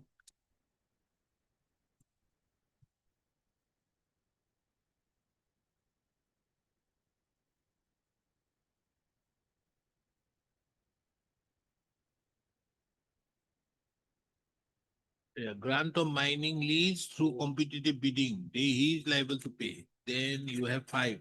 The contractors engaged for works, projects of the government, departments, agencies shall be granted a mining permit for the required quantity as specified in the detailed project report for execution of the works project on making an application. Now you see why these contractors are liable to pay, because they are being given a mining contract. So thereby they step into the shoes of those persons who have been settled with contracts. They are liable to pay. Shall be used or consumed by the government department, the rate of royalties shall be paid at per the rate so and so. So and so, the minor minerals when used shall be used or consumed by the central government or agency, or royalties shall be paid. Urban bodies shall also collect so and so, the first installment shall be collected every month. Is collected so and so to be deposited in the head of account and then notified in rural area existing shall contribute. The rate is dependent here in the process. Mines and mineral may notify any government agency and of profession for mining of minerals so and so, provided the government area or corporation as the case may be have to carry out the mining operation either themselves or through contractors, but the mines area shall not be sold to the contractor. Kindly come to number 5.4. Here we are concerned with the corporation, na? You are a corporation. Mines and Minerals Development of Assam may notify any government agency and a corporation for mining of minor mineral mentioned in Schedule Y for business purpose to sell to the public by paying so and so. Now, here, this is normally to be paid by the government department. Shall be used or consumed by the government department. 3.1 says government department. 3.1, then 3.2 says central government. Any of their agencies, the rate of royalty shall be paid as per the rates prescribed and shall be notified by. Or agencies shall ensure that the prescribed royalties and ancillary charges have been paid by the contractor supplier before making final payment.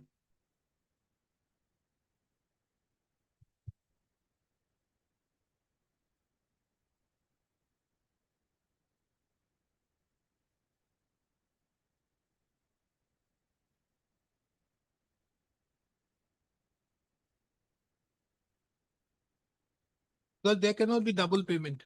There No, cannot be Lordship. now, I understand that, but FRCC, if that clearance certificate is shown to us, can release it.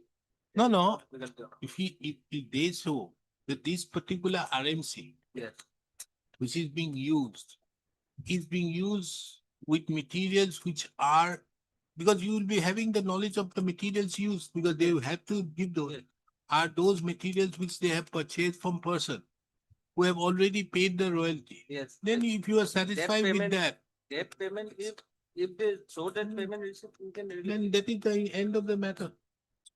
These are invoices, tax invoices. So these invoices have to look. Therefore, I asked Mr. Das as to whether do I look like an NRL officer? Lordship, I'll take instruction. That 5.2, 5.2, your lordship decided in paragraph 18 of the judgment. 5.2, paragraph 18. So therefore, you obtain that instruction. I don't think. More particularly taking into account this aspect as to whether, because if they show those material, because there cannot be twice. Yes, that's right. Royalty on a particular extraction Once. has to be once. Yes. You charge twice, no. And then there is a big problem also otherwise. I have found many matters. Your client only, Muslim Ali, keeps on filing a lot of petitions.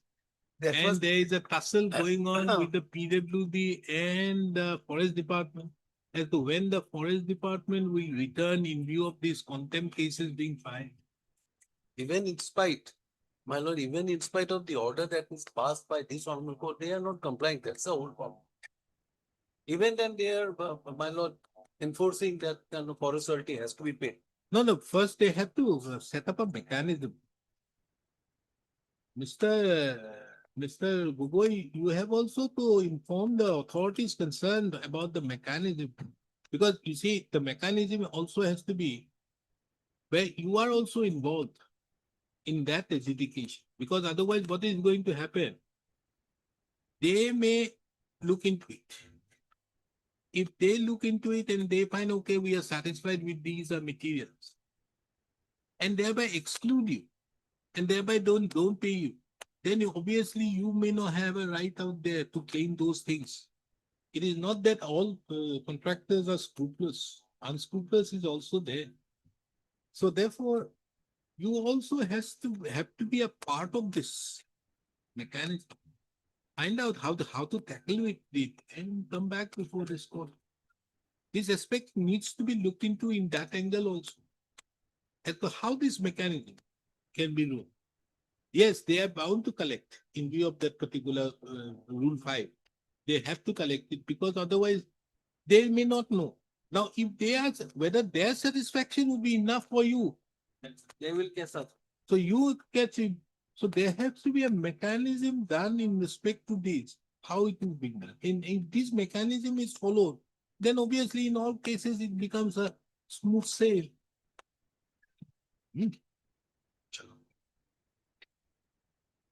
Heard Mr. D. Dutt, the learned senior counsel, assisted by Mr. K. Mohammed, the learned counsel, appearing on behalf of the petitioner. Mr. So-and-so appears on behalf of the NRL. Yes. 429. Mr. R.R. Gogoi appears on behalf of the Forest Department of the Government of Assam.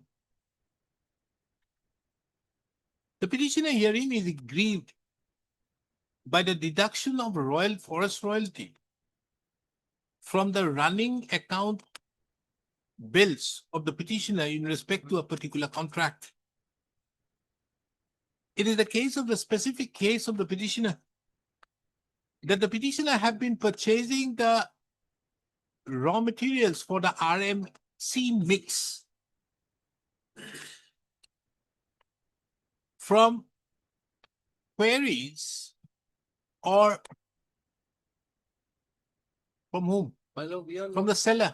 what we are doing, that bashing plant, already it is mixed, pre-mixed. It is pre-mixed from these two companies, Novacos and Tesco, we got this bashing plant higher and is a pre-mixed. They get it, this Novaco and Who get it? Novaco and Pesco, they get it from those lessee. Now, it is the specific case of the petitioner that the petitioner uses the RMC mix Yes. after getting the same from the respondent numbers? No, they are not, Novaco and Peco. From Novaco and Peco. from They are not two responding. entities, namely PECO Projects and Infrastructure Private Limited and Nuvoco Vistas Corporation Limited. Yes. It is the further case of the petitioner that these two persons, these two entities, uses the minor mineral after purchasing it from various sellers Yes. who have already paid the royalty. Yes. And therefore, it is the case of the petitioner that there cannot be a double imposition of royalty by deducting from the bills of the petitioner. Mr. So-and-so, who appears on behalf of the NRL, drew the attention of this court to paragraph number 8 of the affidavit in opposition filed, wherein it is stated that the NRL is bound to deduct the forest royalty in view of clauses, in view of Rule 5, bracket 3, comma, 8, bracket 3, and 27, bracket 4. Read with the third schedule of the Assam Minor Minerals Concession Rules 2003. 2013. 2013. It is also mentioned that when a contractor is unable to prove the payment of the requisite forest royalty by submitting the appropriate forest royalty clearance certificate, along with each invoice, the NRL are required to withhold the applicable forest royalty and deposit the same with the state government as per the directions issued by the Forest Department in the letter dated 13/1/2023. No, the notification dated 7/10/21. No, direction is on 13/1. The Mr. R.R. Gogoi, the learned counsel who appears on behalf of the forest royalty, fairly submits that the forest royalty is a one-time imposition, and in respect to those materials wherein the forest royalty have already been suffered, there cannot be a fresh imposition. Full stop. It is the opinion of this court that there is a requirement for a mechanism set up by the Forest Department as to how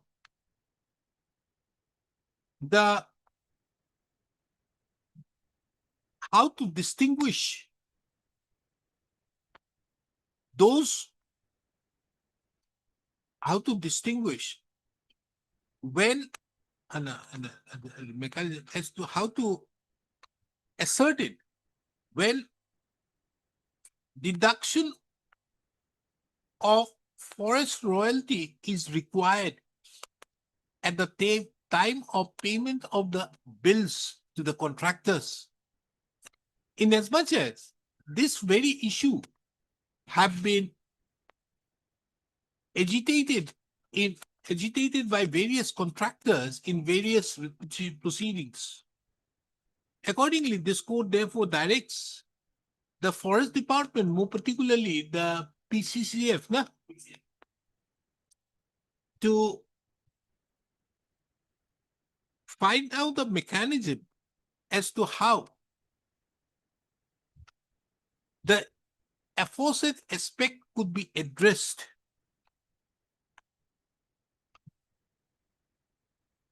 It is also the opinion of this court that this very aspect requires it is also the opinion of this court that there has been unnecessary litigations on account of deduction of forest royalty by the corporations as well as the government departments. Though such materials which have been used have already suffered the forest royalty. Was an affidavit in that regard be submitted by the PCCF, by the Forest Department?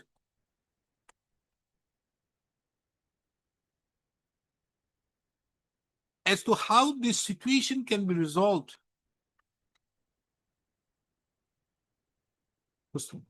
This court also finds it very pertinent to observe at this stage that while evolving the mechanism, some person from the Forest Department also has to be a part of the proceedings prior to at the time for ascertaining as to whether the forest royalty have been paid or not, or whether the forest royalty have suffered, forest royalty have already been imposed on the materials or not. List this matter again on 19th of June 2026.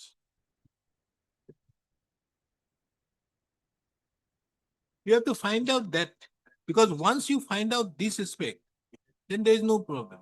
Some notification has to be issued. Once it is being issued, it becomes a good for everybody. Because not here, everywhere. Now, in this case, you are actually to charge the original person who had submitted, given the minor minerals to those person concerned. Who makes this raw material for RMC mix. And thereupon the RMC mix is being used by them in the contract to be done by him. So therefore they are not involved much. But that person is there and the second person. Here we are concerned with the third person who is being using it for the fourth person. So it's some mechanism. Okay.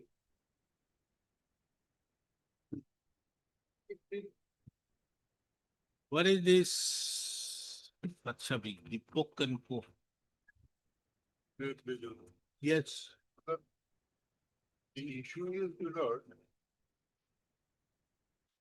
which is the authority will decide the menu and the tariff of the items in our trades. That is the basic issue. That at the time when this contracts were given to this for running the trains, the concerned policy provided that the tariff as well as the menu will be decided by the regulations. And that is how it was done. What is the challenge, Mr. Goswami? Middle. Our challenge is because the revision of the tariff by the corporation, IRCTC. There are two authorities, the Indian Railways, and then they have branched out another corporation, IRCTC. So they have a role so far as these trains are concerned, the booking is concerned, and then the process. Therefore, the idea was at the time when these contracts were issued, the 2010 policy was in force, which provided that the tariff will be decided by the Indian Railways. So that We are is, concerned with these communications, which are the annexure A colli. We're challenging those. yes, because that is issued by the IRCTC and asking for revision of the tariffs and the amounts indicated in the So you are saying that the IRTC has no authority. no authority. So far as this tariff fixation is concerned, it is Indian Railways who are required to do under the policy. So that is the basic issue, So that might, Is the Indian Railways a party? yes, yes. What is your stand, Mr. Gupta?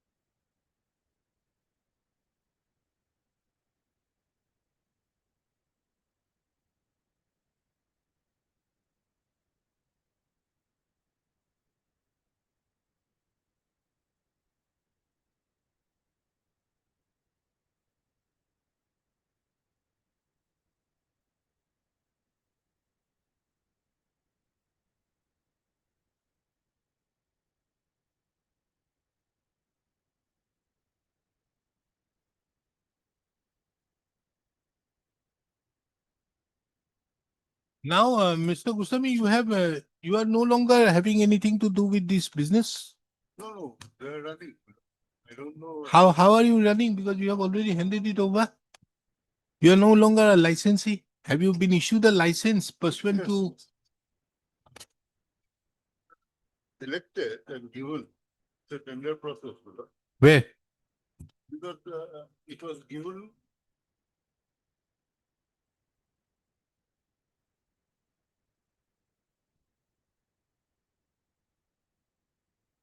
But in fact, my lord, we had a person, my lord, RCTC.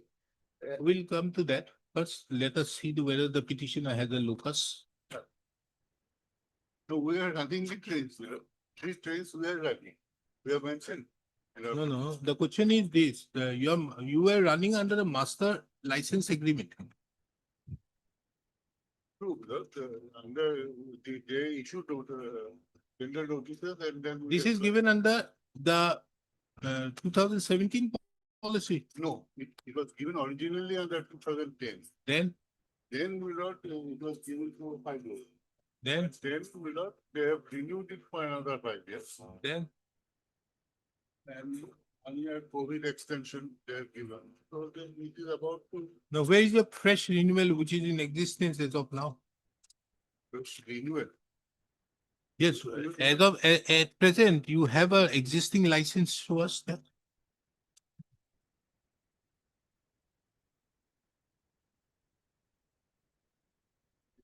Filing today. Well, that is at page 226, my lord.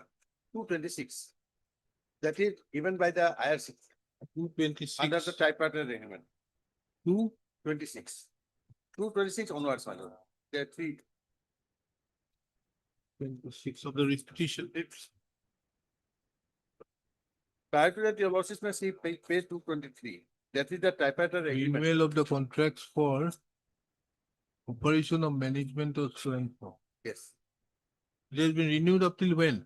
Up to 28, my lord, 24. 24. Then where is the renewal thereafter? Thereafter, my lord, no renewal.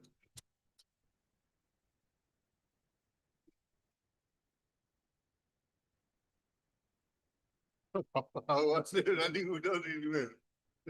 How are you running? Show us that whether there is a renewal. And this renewal was with a specific condition, my lord. Renewal was with a specific condition. 2 and 3. Clause number 2 and 3. Page 226.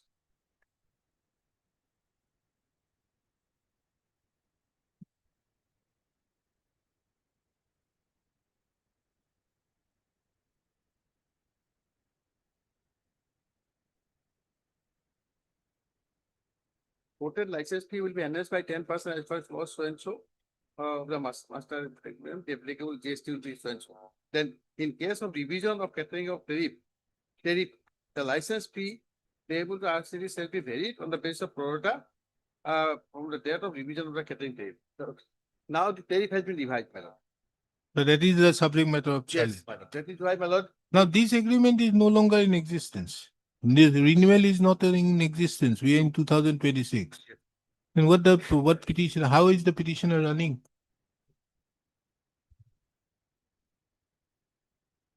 Huh? Now, in fact, they cannot challenge also in view of paragraph 3. no, they cannot challenge it, my lord. Because that is why, my lord, they have given it a page 34, they have given the breakup, my lord.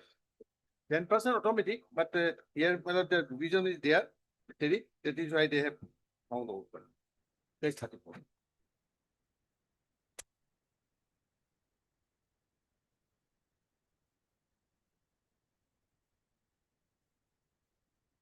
Thirty four and 35.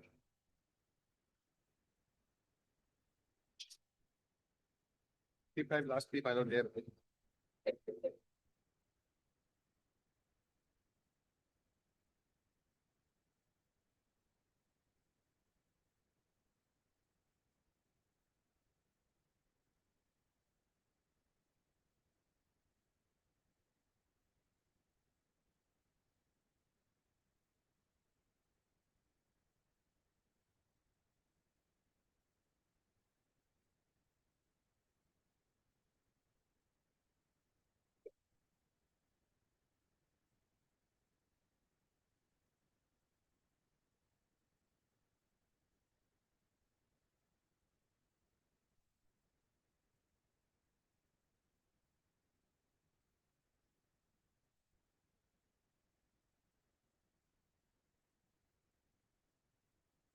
Huge amount they were, they 36 or something.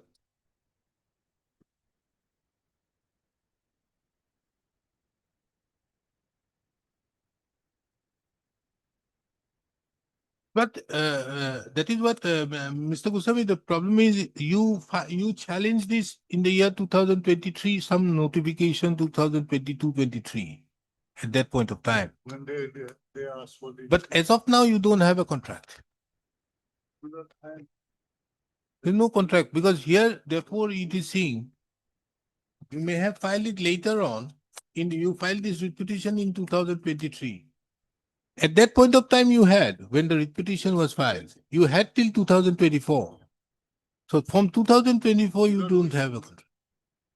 Started from 2019. 2019 to 2024. So at that point of time, you had.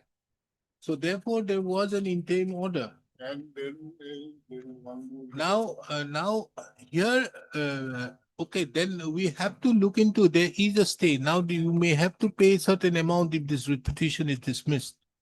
Then Yes. also, because you have a cause of, Mr. Gupta, Yes. he has a cause of action taking into account that maybe from 2024, he may not have anything. He has handed it over, that's a different aspect. But the fact remains that from 2019 to 2024, he had. Now, these are certain circulars which have been issued in the year 2022-23 and thereby affecting his rights. So therefore, his submission is that the IRTC did not have the jurisdiction, it is the railways. So therefore, what is your case? My question is, what do you say as the railways? IRTC obviously will say that is his. Because he says about whether the railway, because normally IRTC is a delegation of power being given by the railways. So it is the railways who can come up and place before this court as to whether there is a case whether there has been a delegation to the IRTC. Just for example, the railways have delegated the powers to the railway board. It is the central government's power has been given to the railway board.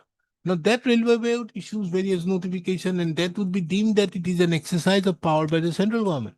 So now my question out here, these railway board or railways or anything have endorsed the right to the IRTC to fix the revision of rates. Now here another in this regard, Has not been given that way, Mudar. Even under 2017 policy, some rights are given, but that has to be in consultation with the railway board. So it's a matter which will require a little. My lord, there is a tripartite agreement, my lord, there with the petitioner also at page 223. Yes, yes. 220? On the basis of which we have revised it, my lord. No, you can't revise on your own my lord, unless you consult. We have given That renewal the also. railways must tell the court about process. Work, certain instructions, and legal things.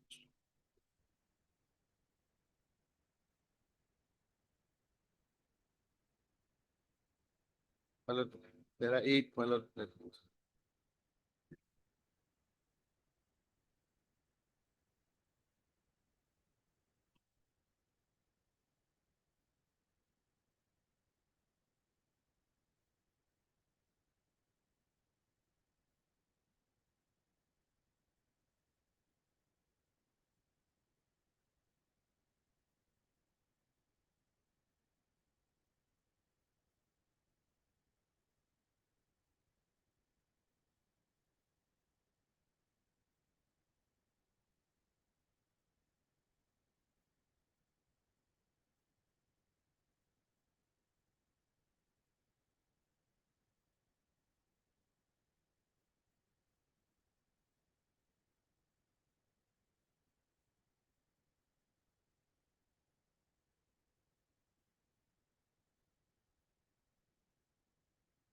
Now the question is, have there been a demand as regards payment?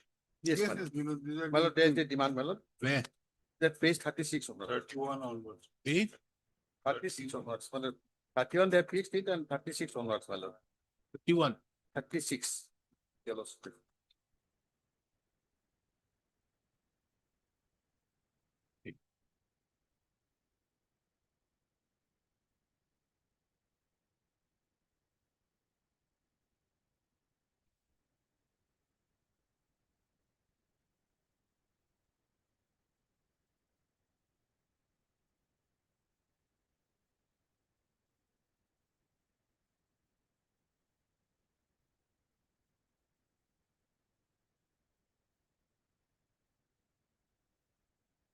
You have, but Mr. Goswami, you have paid 181, 1 crore 81. Okay, you have a problem with them not being the authority. Now the revision has been made by the IRTC. That is your problem. Correct. But without the revision, you have to pay 1 crore 81. Have you paid that? No, this is after revision. By Kindly the- come to page 35. That's what I'm saying. Existing license fee per annum is 1 crore 81 lakh so and so. Revised license fee as per formula is 2 crore so and so. Yes. So the difference is this. Yes. So have you paid 181? Because that was the existing without the revision.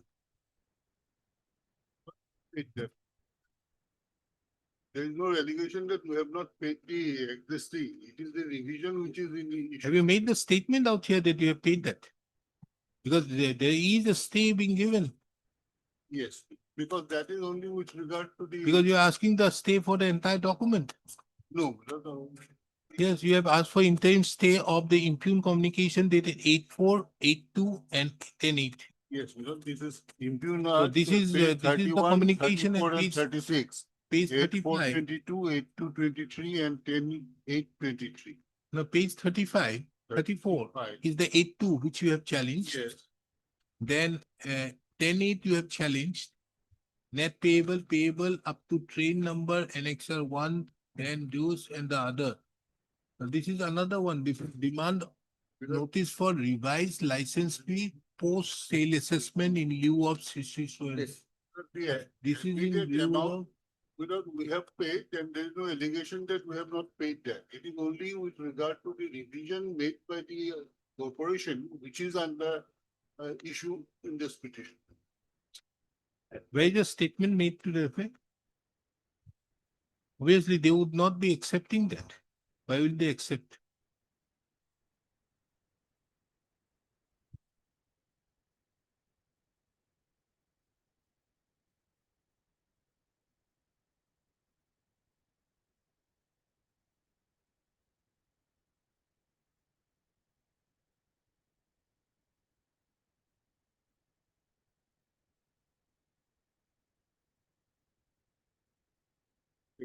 in page 9 that giving the terms and conditions in the petition evaluation, the letter of award, the petition of the letter, acceptance letters and the deposited license and support of person in form of government bank guarantee after completion of the conversation.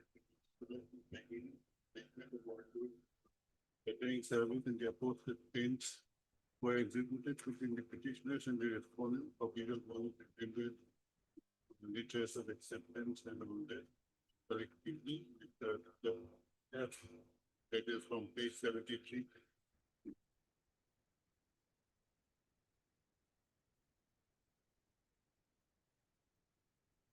Because there is below the under the 2010 policy, which is like those below, what you will find that the power to fix the tariff is of the rate. But your extension was given in 2019 when the 2000 year has already Correct, been done. But that continues to be even under the 2017 policy. The power to fix may have gone to the corporation, but it has to be in consultation with the railway board. Because the railway board is the parent body. But did you accept the document at page 226? Yes.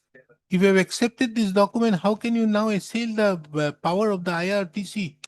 Because of the two policies are involved. One is the 2010 policy and another 2017 policy. In both below, the ultimate authority is the railway board.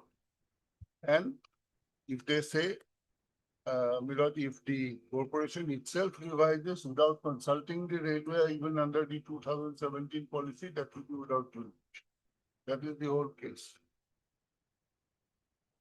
But if you have accepted this document on the basis of which you have run for 5 years, from 2019 to 2024, then how can you question the authority of IRTC?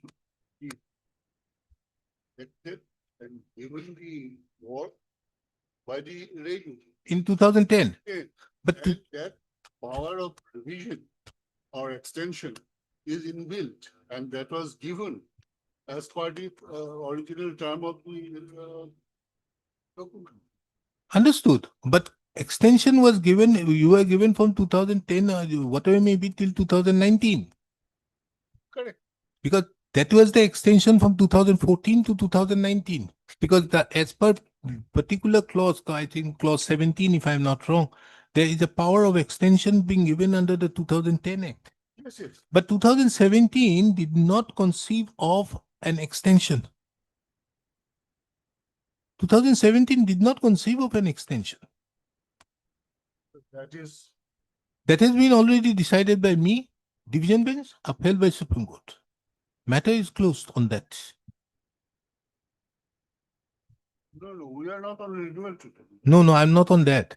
So therefore, you have been extended in the year 2019 when 2017 was holding the field. Correct.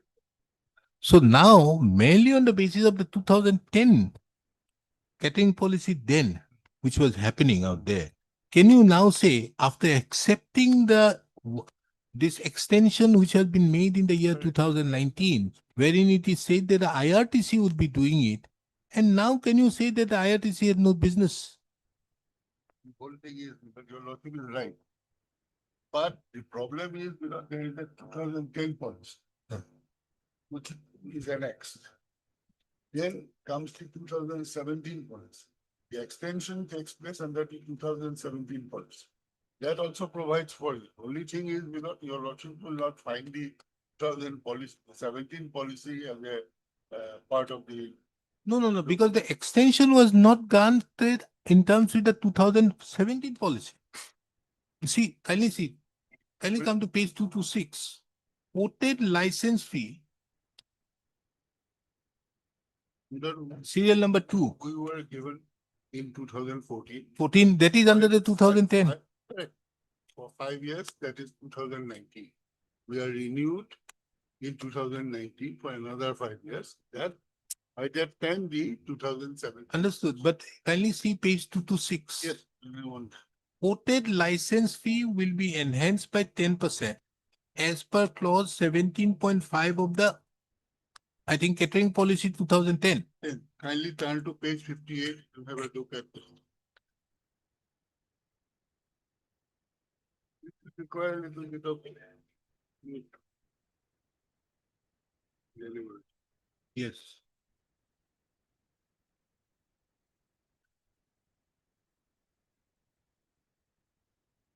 Railways shall evolve a formula based on the above parameters for fixing the license fee for the units falling within the deal. A committee comprising of so and so.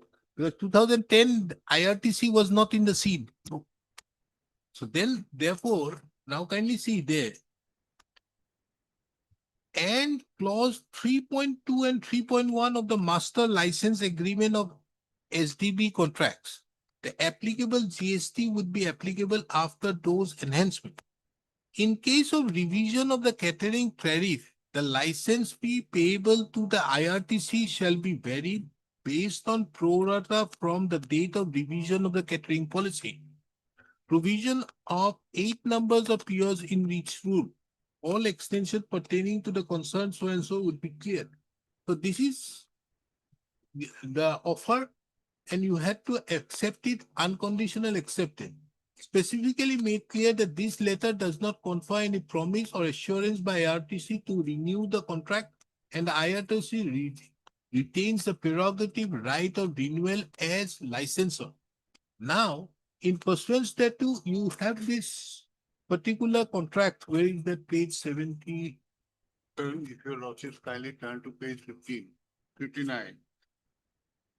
At the time of renewal of license fee should be enhanced, reassessed based on actual sales turnover of the unit. License fee will be reassessed and revised at the time of each renewal, subject to a minimum of 10% increase over the prevailing license fee of the unit.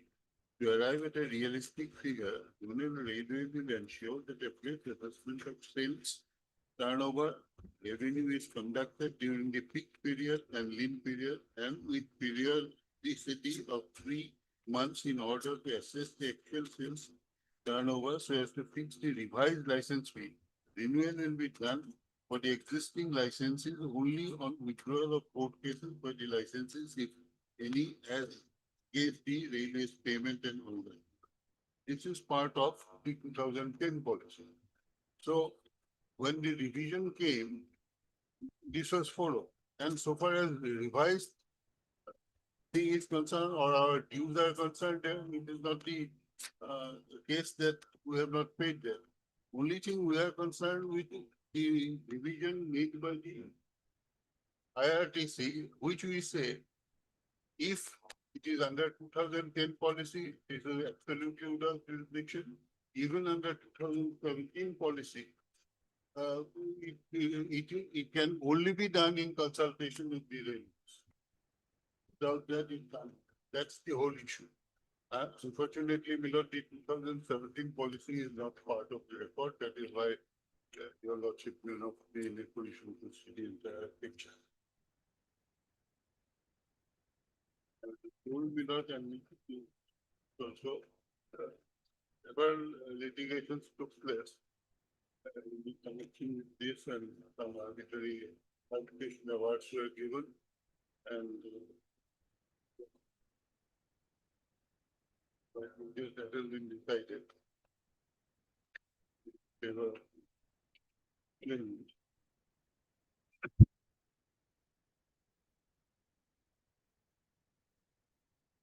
So, that page 505.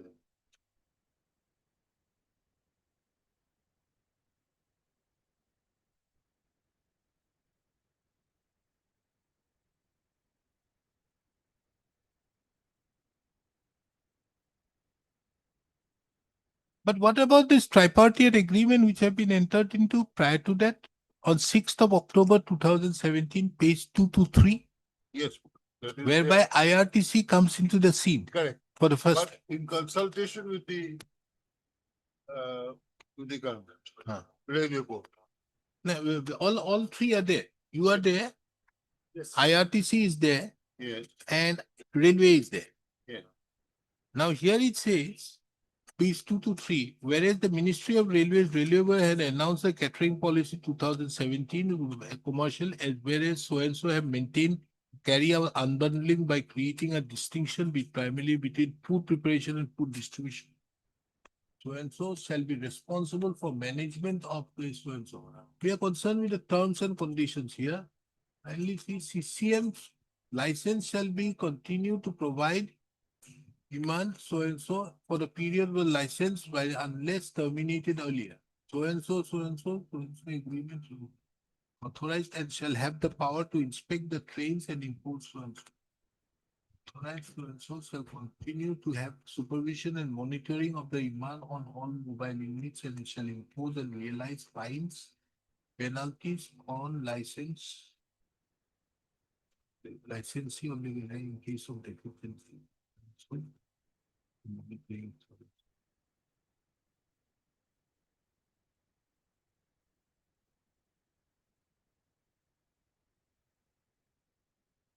now, Mr. Sahibullah, tell me, where have you been authorized by the railway to revise you see, the petitioner out here cannot authorize you, or petitioner signing out here would not help. You are to have the authority from the railways that you have the power to revise the license fee. Where is your power? And of the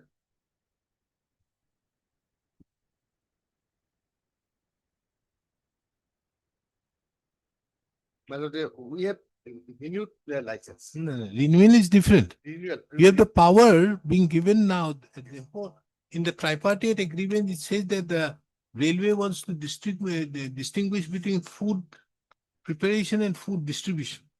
And therefore, IRTC has been given some work out there. Now, where is your agreement or empowerment by the railways? The railway only reserve their right to claim 40% of the license. That is in 8.5. Except that. No, but then also, where is the power? There has Well, to be some when power. everything has been given to us, my lord, if your lawsuit see Where? that because whereas as per policy, But Mr. IRCTC Sayola, is in the IRTC, this thing which was done by the railways Yes. was not only for NF railway. It was given to Pan India. Yes, correct. So where is that power? Where is that notification? Where is that order? That will give you the insight as to whether you have the power of revision or not. Even we have a power to terminate the agreement also. Ah, very well. You can terminate because you have the power to give it to them. But my question is, where is the power given to you to revise the license? Because the 2000, I would not go by what Mr. Goswami says that as per we have to go as per the 2010. I'm not on that particular provision, because that provision categorically said that in 2014 there was no GST. Right. But the appointment which have been made in at page 226 says that it will be inclusive of GST. So things may change. Things may change. There's no quarrel. But where is your power? That's the question. And Mr. Gupta, this is a matter pertaining to earlier use as to whether but if Mr. Goswami, I am modifying the interim order to the extent that you need not pay the revised amount till the next day, but you have to pay the other amount if you have not paid. So far as these impugn orders are concerned, that only has been stayed. That is why. But My question is, have you paid? Because there's not a single statement made that you have paid the earlier.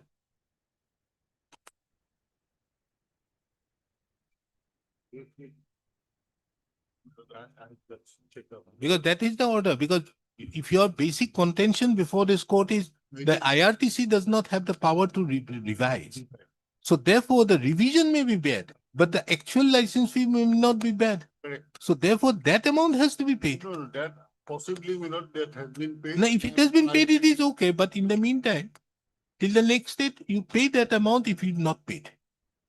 The non-revised, Non-revised. non-revised. Because only the revision is only the question which are there before this court. Absolutely. And Mr. Sahiwala, you show me where is your power. With that power showing, matter is over. Yes. Heard Mr. P.K. And Goswami. also pending 2017 policy. Because Not necessary, but that, because that also. okay, you want to file, that's it. Heard Mr. P.K. Goswami, the learned senior counsel, assisted by Ambora, appearing on behalf of the petitioner. Mr. G. N. Sahiwala, the learned senior counsel, and assisted by Mr. N. Nick Singh, appears on behalf of the IRTC. IRCTC, na? 3 to 5. That's one 3 to 5. 3 to 5. And Mr. H. Gupta, the learned CGC, appears on behalf of the railways. The issue involved in the present petition is as to whether the IRCTC have been empowered by the railways to revise the license fee.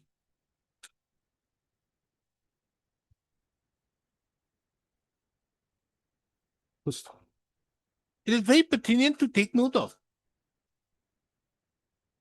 that the petitioner herein was granted initially a license in the year 2014.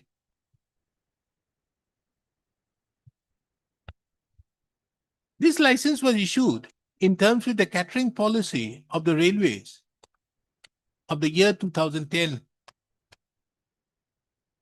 Taking into account that the catering policy of the year 2010 had an extension, had a provision for extension, more particularly at clause 7.5, 17.5. The petitioner was granted an extension in the year 2019, which expired in the year 2024.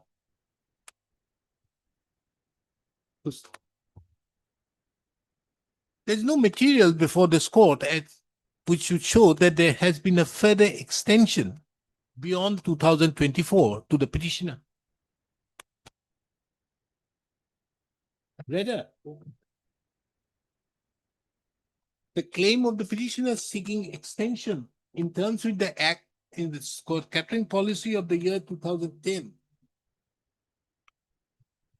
have been rejected by this court, which was confirmed by the learned division bench of this court. And thereupon, the Supreme Court has also upheld the order passed by the learned division bench of this court, thereby directing the petitioner to hand over the vacant possession by 27th of December 2024, after clearing all dues.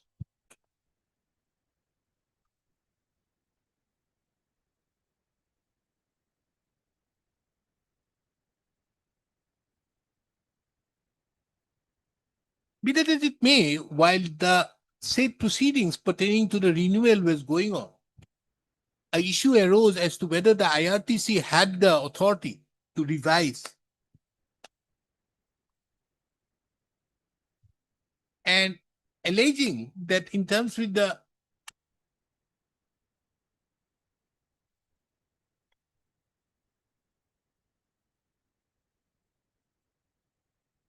catering policy 2010, the power is only there with the railways.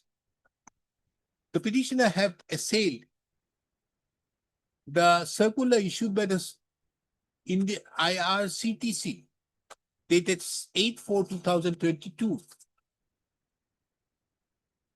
The demand made on 8/2/2023, as well as the demand notice dated 10/8/2023.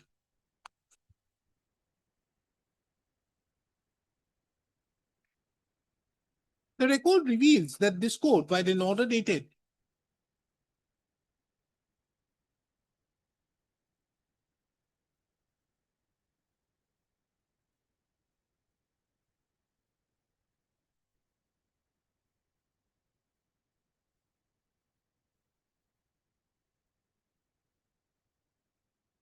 18/10/2023 directed that there shall not be any coercive action be taken against the petitioner, and the interim order there have been extended from time to time.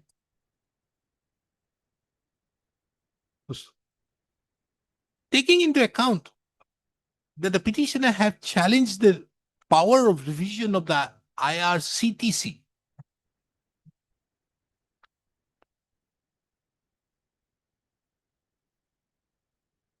this court inquired with Mr. P.K. Goswami, the learned senior counsel, appearing on behalf of the petitioner, as to whether the petitioner have paid the license fee without a revision.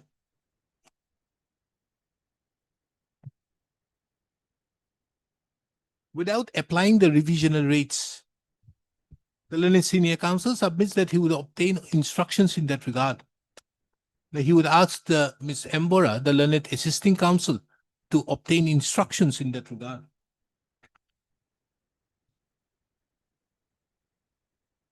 This court, having heard the matter, is of the opinion that the interim order, which was passed earlier, requires certain modification.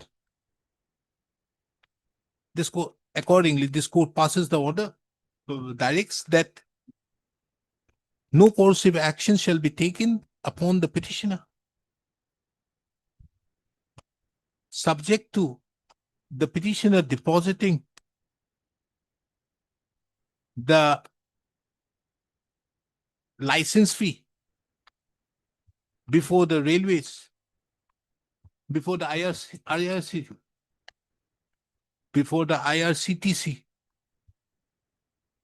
at the rate which was at the rate prior to the revision being carried out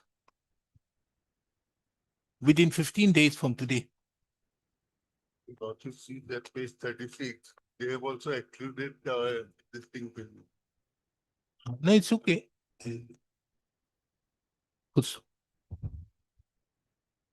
It is further observed that in the circumstance the petitioner had already made payments of the license fee as per the rates prior to the revision. There shall be no coercive action shall be taken against the petitioner. List this matter again on 12th of June 2026. The final disposal. Let me see. Contract is over. No, that is over. I'm only saying that this period is only for this period. This is only as regards the demands. So therefore I say, it is however made clear that the above order so passed shall not be construed in any manner that a right has been created upon the petitioner for making payment of shall not be construed in any manner that there has been this court had passed any direction for renewal post December 2024. Post the orders passed by this court, by the learned division, by the Supreme Court in the case. Supreme Court dated 25/10/2020. In special week 18C number 1733/8/2000. So if you have paid the original thing, there is no. I have mentioned that. If you have already paid, then there is no course of action. But if you have not paid, then pay within 15 days. And accordingly, I fixed it on 12th of June. We can dispose it of. Yeah, that's the small issue. You show me that document, it is over, otherwise not there. The only thing is, only we are concerned with the 3 mobile trains, not the static and other things which are also covered here. So it is only with regard to 8 trains. 3 trains.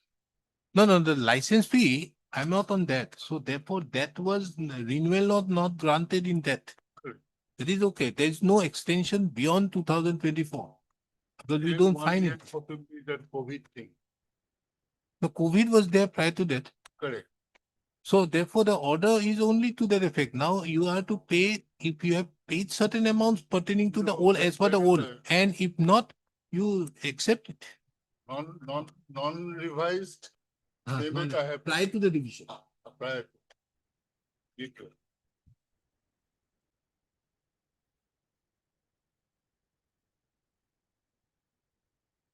Pursuant to the previous order, we have already filed a IA for infringement. The party responded, that is not on the court. We filed it day before yesterday. We have filed an IA for infringement of a party. Pursuant to IA has that- not come. That is not yet on the court. It has been submitted that an interlocutory application has been filed. However, the same has not been listed.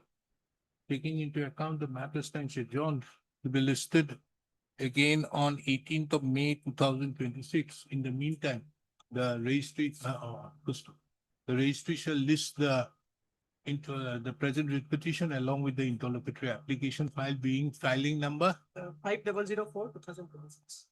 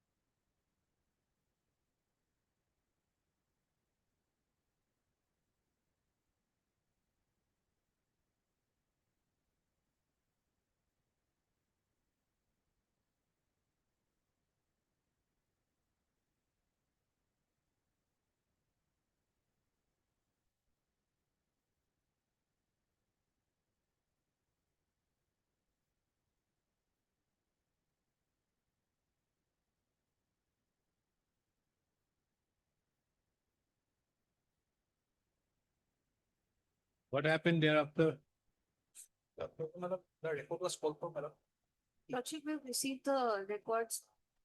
But Mr. Pinag is on legs in the midst of a hearing matter in court one, Lordship. Can the matter be taken up on any other date? The request of Ms. So-and-so, the matter stands adjourned to be listed again on appearing on behalf of the GMC. Matter stands adjourned to be listed on 1st of June 2026. Thank you, Your Grace.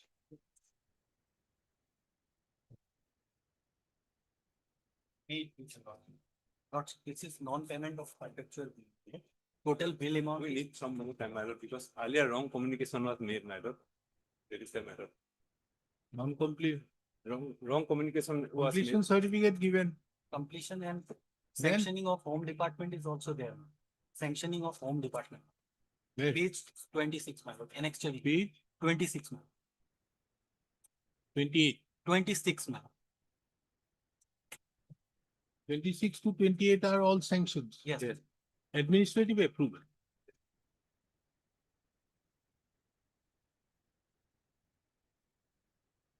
Finance concurrence is not there. Yes, sir. You have completed the work. Yes, ma'am. Where is the completion certificate? Completion certificate are annexed from page 23, my lord. Page Page 22. 20. 3. Page 23, 24 and 25 are the completion set.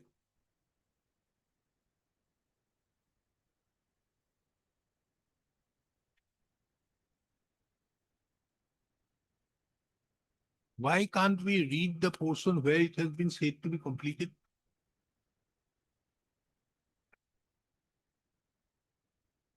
Page 23, 24 here.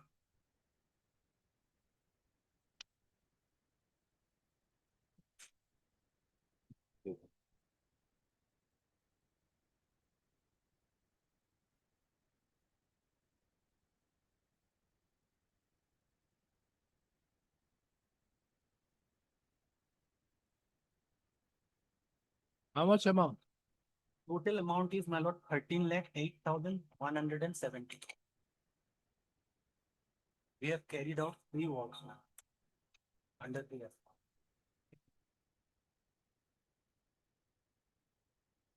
Finance is also there. Yes. Payment within 6 months. Look, any day. Work order has been issued.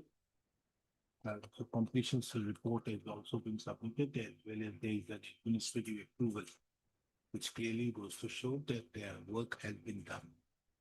And the work has been completed. Have been completed. To the satisfaction of the authority concerned. Under such circumstances, the petitioner entitled to the amount, subject to verifications to be conducted by the concerned respondent authorities. Accordingly, this court directs the respondents jointly also the number following dispose of the respondent. All the respondents jointly and severally are directed to take steps for release of the amount to which the petitioner is entitled. To verify, all the respondents are jointly and severely directed to take steps for release of the petition amount to which the petitioner is found to be entitled upon carrying out necessary verification within a period of six months from the date a certified copy is served of the order is served upon the respondent number 4. 4 minus 4. And 4 and 3 minus. Finance is also there. Finance, no, you take it up with the finance. I'm DPU. And finance, who is appearing for finance in that matter? Put any finance counsel whose name is there. Today, have you seen anybody? Have you seen Mr. B. Gogoi? No, my he is not here. He's not there. Mr. P. Nayak is there. Yes. Either P. Nayak or Mr. Esolia, anybody's name can be.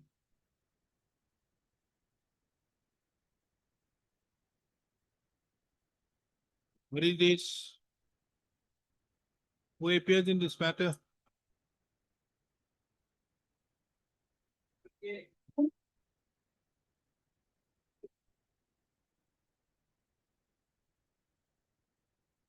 Previously, when the matter come up before your lordships, on the 3rd of November 25, let's we're pleased to observe that in terms of certain documents, my petition was found lacking.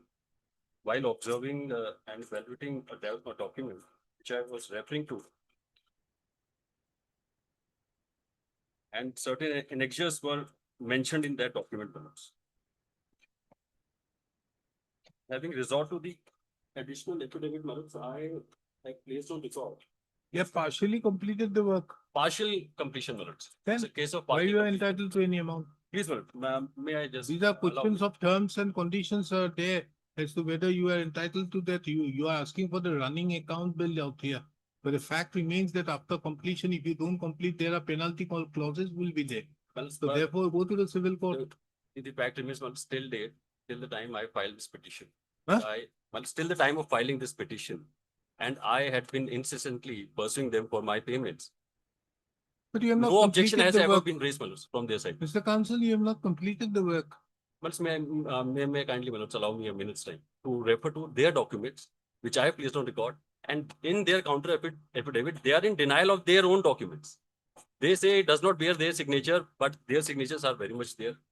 The work which was partially completed, it could not be completed because of certain logistical issues, which has never been disputed or objected to by the respondents ever. Till the time I have initiated these proceedings. And may I kindly refer to the documents, additional documents which I have placed on record. One such document.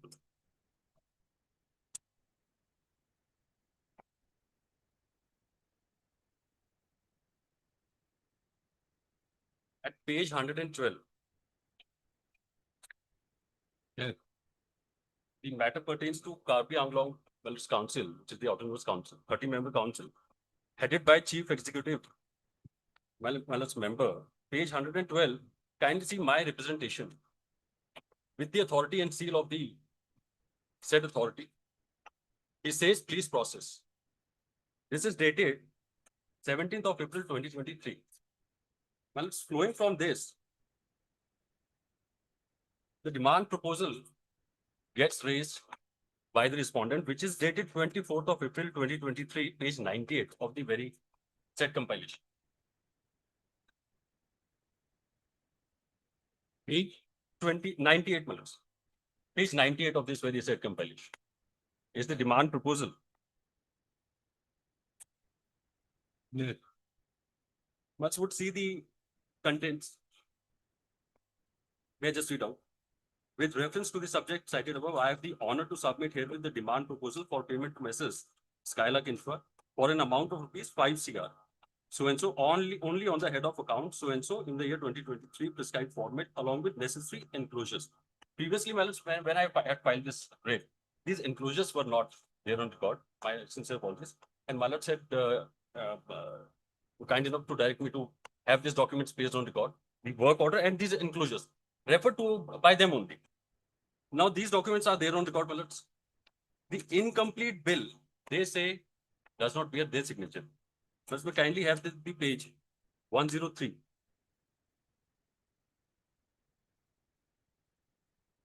At the bottom.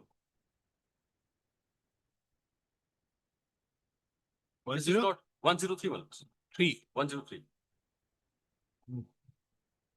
At the bottom, Malats. This is very pertinent and important. Yeah. Whose signature is this? Dated signature of officer preparing the bill. Whose signature is this? I would not be in a position to answer this, but No, on no, the right hand no, side, Mr. I'm coming. No, Mr. Counsel, Please. first of all, you have to understand. This, if you are disputing this thing, the only way out is go to the civil court or prove this particular signature who belongs to it. You are not in a position to say whose signature it is. I bowed in. Well, Yeah. kindly indulge me for a minute. On the right hand side are the signatures of the official who has filed the affidavit, counter affidavit. Once we kindly see the right hand side signatures, the person who has filed the affidavit, counter affidavit, is the gentleman's name is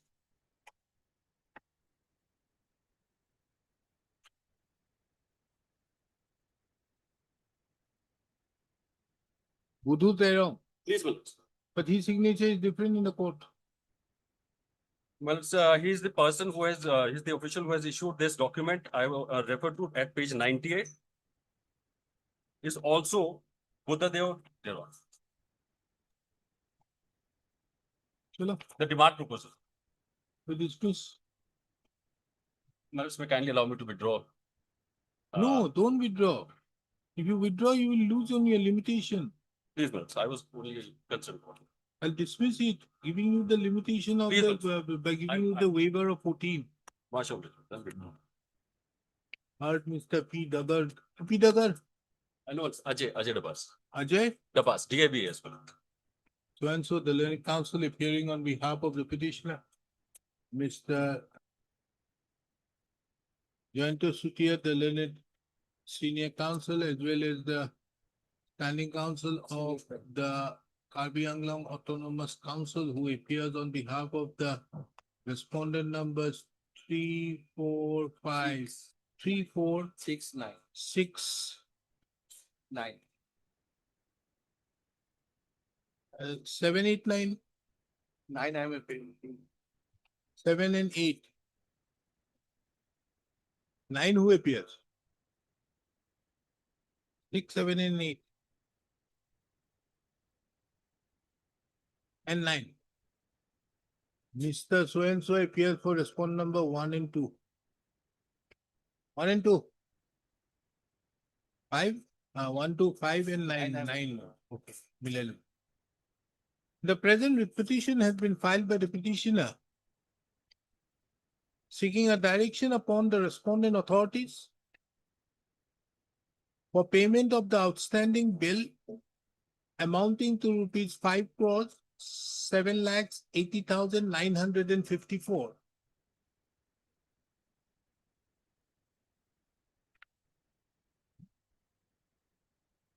Which the petitioner claims to be entitled to on the basis of a work carried out by the petitioner in regard to improvement with widening of Lobonghat to Detor Road, providing cement concrete pavement from CH -0.00 M2CH dash 2600.00 M bracket close, comma, L is equals to 2.60 kilometers under SOPD for the year 2019-20, as well as for the work pertaining to improvement with widening of the CPDMK bracket SH dash 35 road providing cement concrete pavement from Cheney CH dash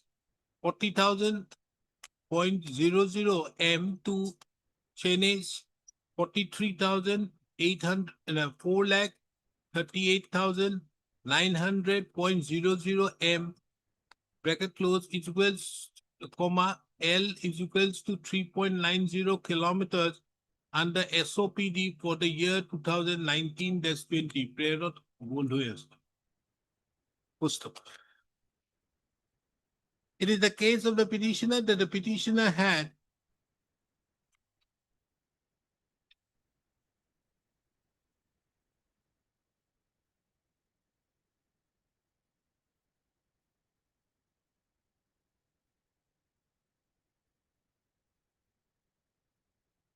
completed both the works. Not completed, Manas. Not stated that completed, partial completion. It's a case of partial completion in both the work orders. Kindly come to paragraph 6 of the petition.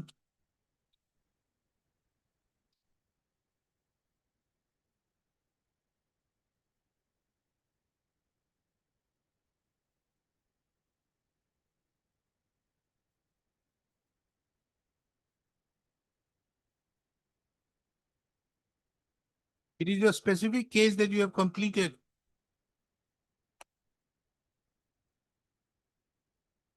Petitioner had completed both the works and upon successful completion had submitted an incomplete final bill amounting to rupees 8 crores 7 lakhs 80,954, and the same was duly certified by the concerned PWD officials, and in acknowledgement thereof an amount of rupees 3 crores was released to the petitioner on 7/11/2020. It is the further case of the petitioner that an amount of rupees 5 crores 7 lakh 80,954 remains pending.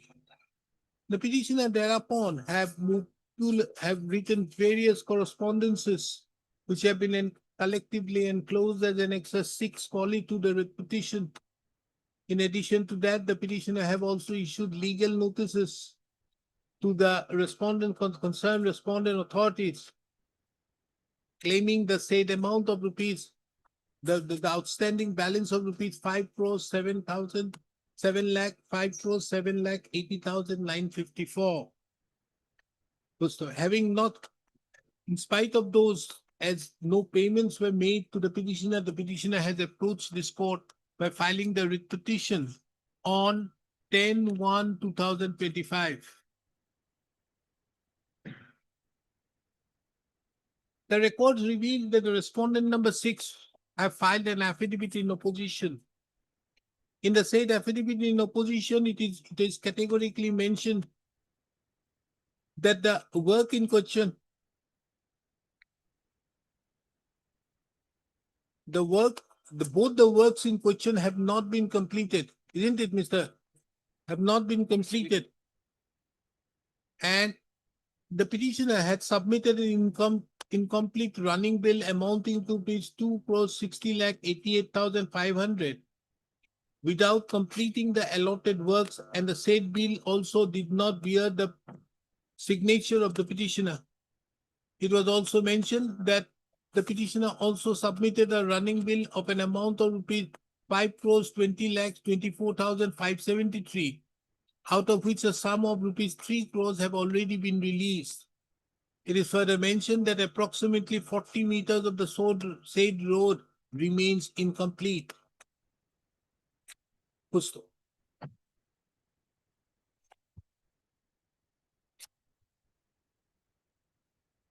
From the perusal of the affidavit which has been filed by the respondent number 6, the respondent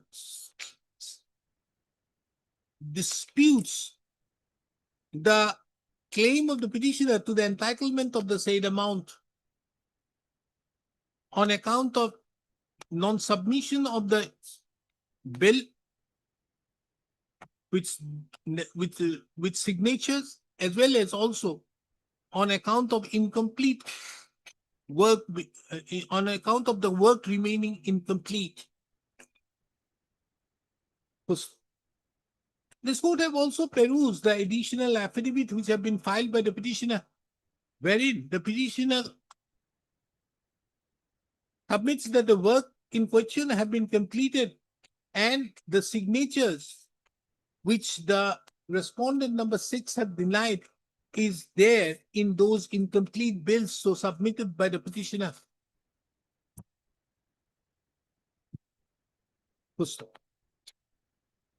In addition to that, the petitioner have also enclosed the various photographs which were in fact enclosed by the respondent number 6 while making a demand proposal for the amount of rupees 5 crores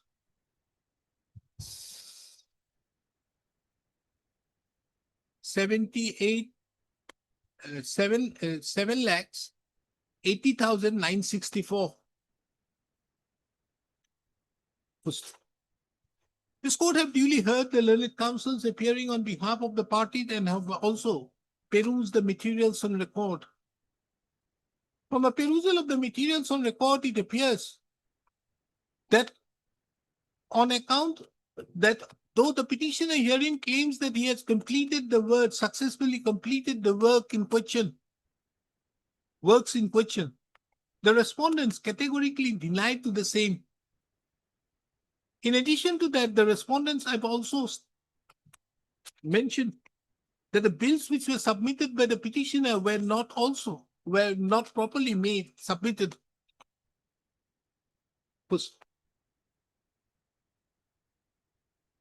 Under such circumstances, it is the opinion of this court that disputed questions of facts arise in the instant proceedings wherein the respondent authorities have categorically denied completion of the works and also the entitlement of the petitioner for any further amounts. Under such circumstances, it is therefore the opinion of this court that the remedy by way of proceedings under Article 2 to 6 of the Constitution, under such circumstances, it is the opinion of this court that this is not a fit case for being entertained, taking into account that these disputed questions of facts has to be proved in a forum wherein evidence can be led. Accordingly, this court therefore is not inclined to, therefore dismisses the instant petition on being not entertained. Next. Before parting with the record, this court, however, observes that the dismissal of the instant petition shall not preclude the petitioner to approach the competent court of civil jurisdiction seeking recovery of the dues payable to the petitioner. Shall not preclude and prejudice the petitioner. It is further observed civil jurisdiction, so and so, subject to being permissible under law. Next. It is further observed that as the petitioner have been, as the petitioner have been bona fidely and diligently pursuing the present proceedings, the period from 10/1/2025 till date be excluded from the period of limitation. But Mr. Counsel, you have a big problem. There's already delay. That's my obliged for You have approached very late. Means 3 years you had to file. 2020 was the issue. I understand. Anyway, Deeply obliged, my lord. What can you?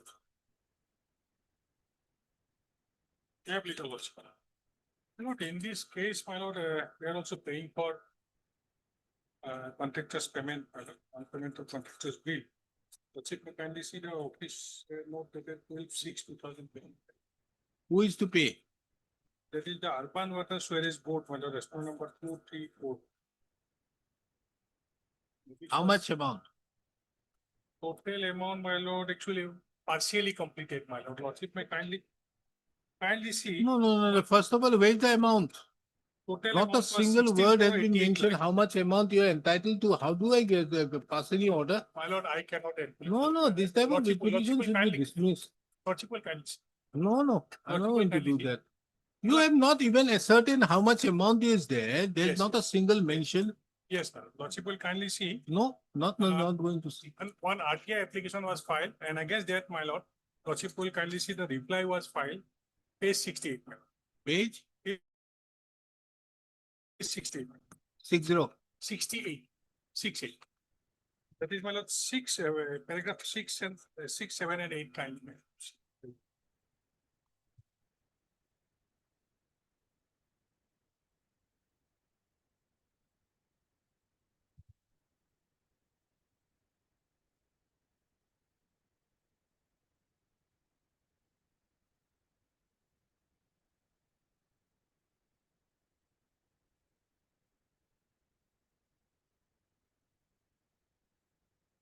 They have also given the percentage of construction, percentage of completion of the work, some of the, Now, how much you are entitled to?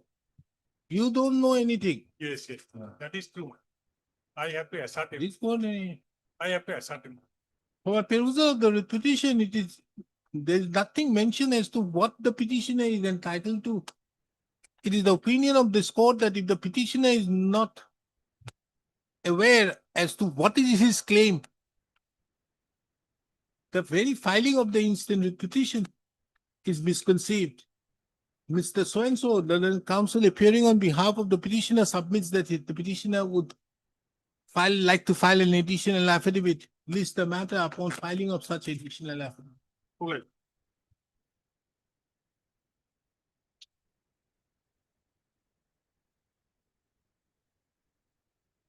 Peter Lordship. Lordship, we have received this case yesterday night. Lordship, we have received this case yesterday night only. So earlier I was engaged in the case. I have returned the brief. We have received the brief yesterday night.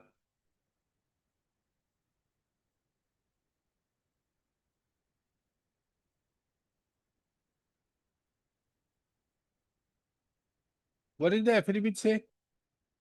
Well, in para 4, 5, 6, we have said that the genuineness certificate, completion certificate is not genuine, but we could not verify, record doesn't support. Huh?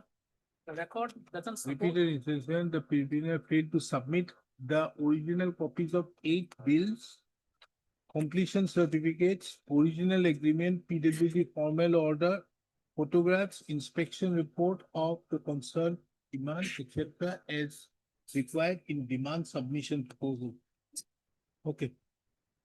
Heard Mr. So-and-so, the learned counsel appearing on behalf of the petitioner, Mr. D. Nath, the learned counsel appears on behalf of the PWD. Mr. D. Nath, the learned counsel submits that for the purpose of submission, making the demand submission proposal, there's a requirement that the petitioner should submit the original copies of 8 bills, completion certificate, original agreement, PWO, formal work order, photograph, inspection report of the concerned superintending engineer. On various occasions, the petitioner have been requested to submit those documents, which the petitioner have failed.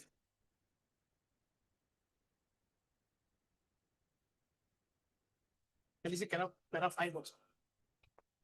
Who is to give it?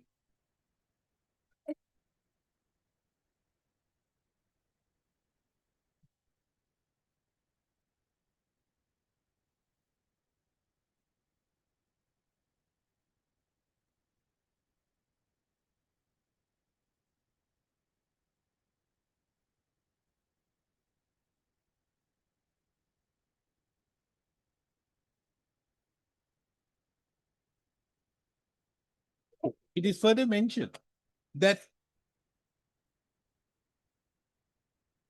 although the petition, it is further mentioned that although the petitioner had had claimed that he had completed the 8 numbers of works, the completion certificate he had submitted appears to be fake and fabricated in as much as the same is not in the format of the genuine completion certificate issued by the concerned authorities in the PWD department.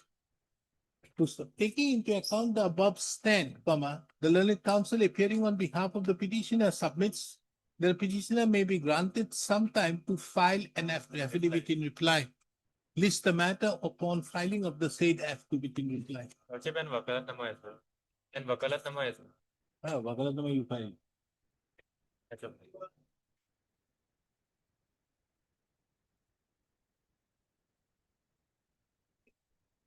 This petition pertains to non-payment of my security deposits, Your Honor. Oh, that matter is still going on. Yes, Your Honor. Why you are not paying? In 31 Lordship plus the person direction. Hmm. But I need 1 week time. Lordship has in compliance with clause 31.1. Whether any notice was given to the petitioner or not, that was the requirement. No, there was something stated by Mr. B. Gogoi in this matter. Yes, but And she submits that she would like to file a reply of the same. And he did not bring the file. This is for the earnestment as the security deposit. Now they were saying something else. Total value of the contract is so and so. Like for the money.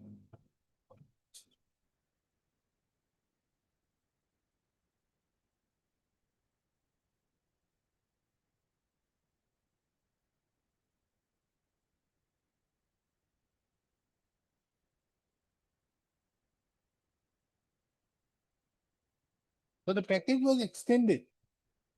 defect liability period as per the the central government guidelines, the defect liability period got extended for 28 months.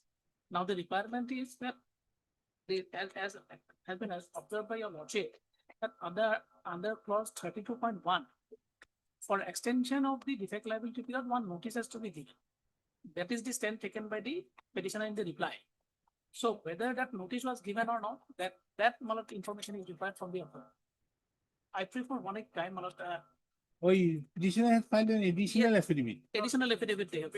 Oh, you have no instructions to that. On that, I have no. I prefer 1 week time. Kindly see para 4, page 69 of the affidavit in additional. And considering that, lordship has observed in the order. So here you are not giving because of the defect liability period being extended. Being extended for 20 months. Now, the petitioner has put a question on it. How can you do so without issuance of a notice? Notice. And in that regard, the court have asked you, given you almost 2 months, you have not been able to get your instructions. So that some information has been given, but this is not clear. Pay interest, 18%. Otherwise, certificates were issued by them. Completion certificates were issued and defect liability period certificates have been issued.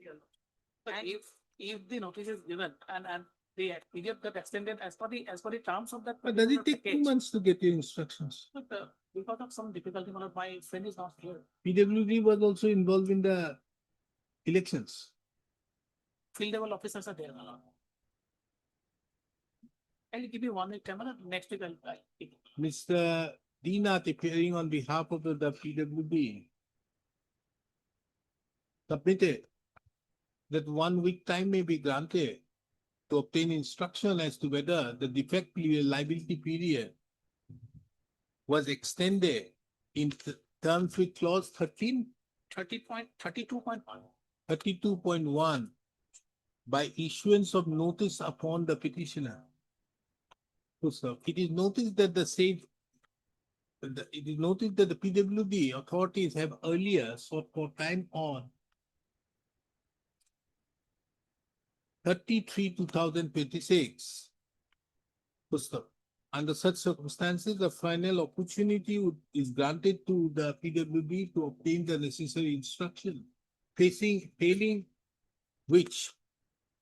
Failing to provide necessary and failing to provide such instructions, this court would draw presumptions as per law. List this matter on 1st of June 2026.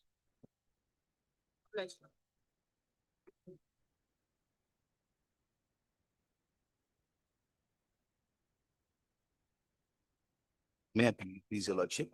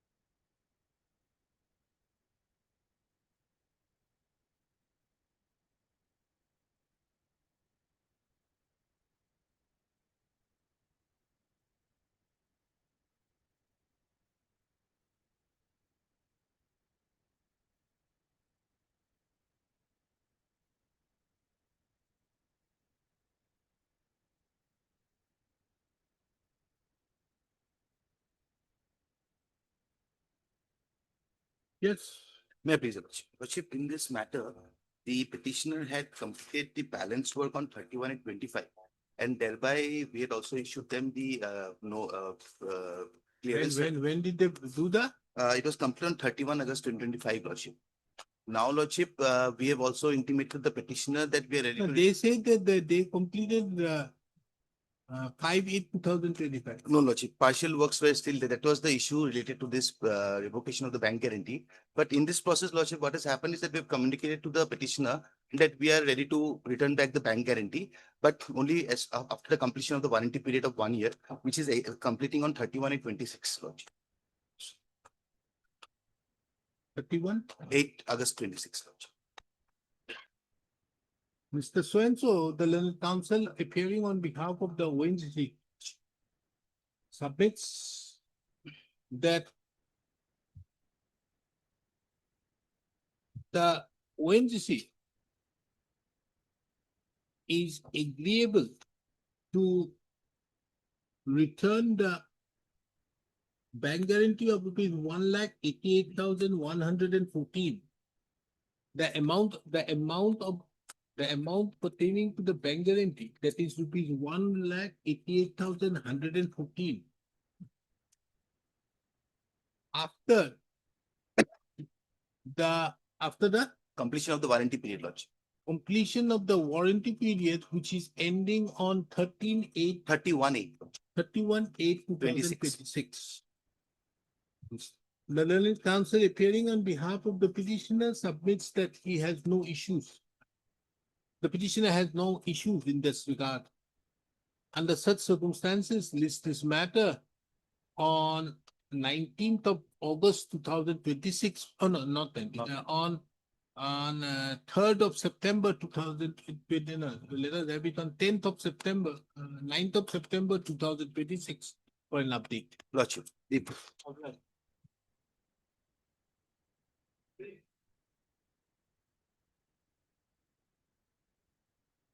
I please, your lordship? May I please, your lordship? Yes. But the matter pertains to your lordship, deduction of a liquidity damages. Huh? Liquidated damages, your lordship. After completion of the tender work, which has been completed by the petitioner's firm, your lordship.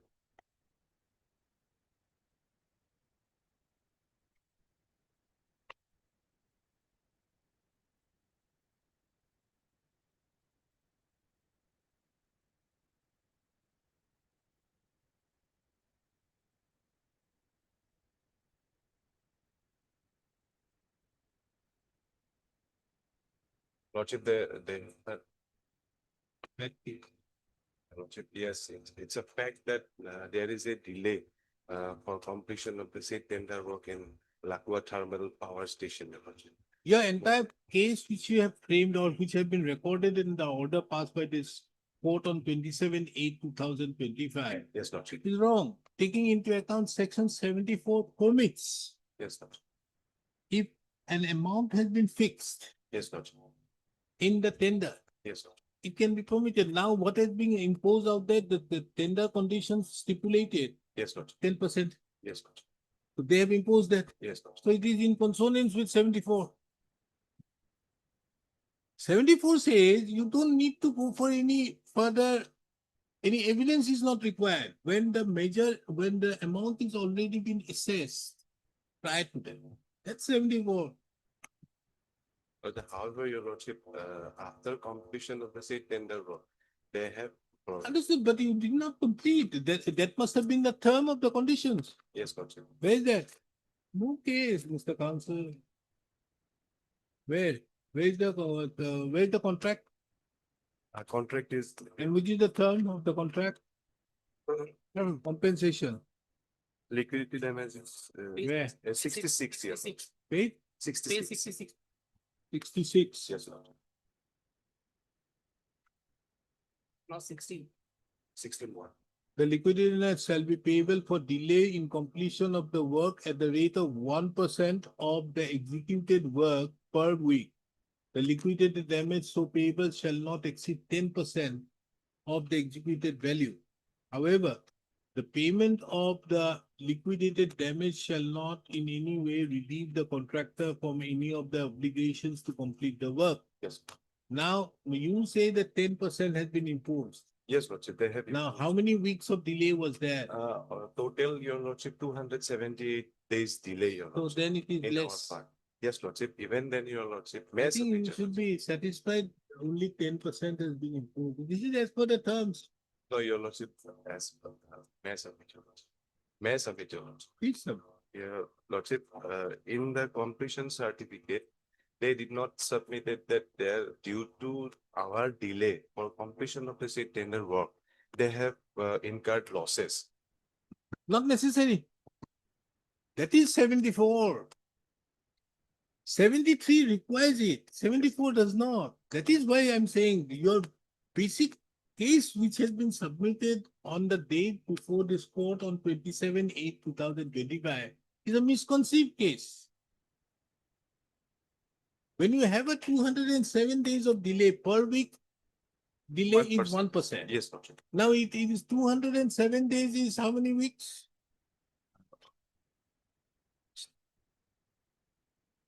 Almost 50. 210 days will be Yes. 30 weeks. 30 weeks. Yes. 207 days will be 29 weeks. Yes, yes. Okay. Yes. Normally it is 29%, Yes. but they have fixed the outer limit at 10%. 10%. Yes. So they have to impose 10% of the. So if 10% has been imposed, that is 74. Read 74. No case. No case. This is environment degradation. What do you say, Mr. Nath? Your lordship, Environment degradation. Because of persons like him, we should now have paperless courts. Don't you lordship, think that? Huh? Because of thinking about bamboos and all these things, we have to have it because you are making unnecessarily filing this petition. so your lordship, they have impliedly accepted the said delay when your lordship on after the said stipulated period of 90 days, they have communicated with us that instead of termination of this tender work, they have communicated us that you should complete the said tender work even after the stipulated time period is over.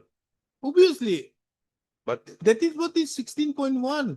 but That irrespective of the imposition of the amount of rupees, the 10%, yes, Lordship. then also you are bound to complete the work. No, your lordship, if this honorable could go through the page 65 termination clause, your lordship, page number 65, point number 20, your lordship. 65, where it specifically stated that if we could not complete the said tender work or if we delay, then they have the right to terminate our contract immediately. But instead of termination, your lordship, they allowed us. If it is, where is termination clause? 65, page number 65, your lordship, termination. Point number 21.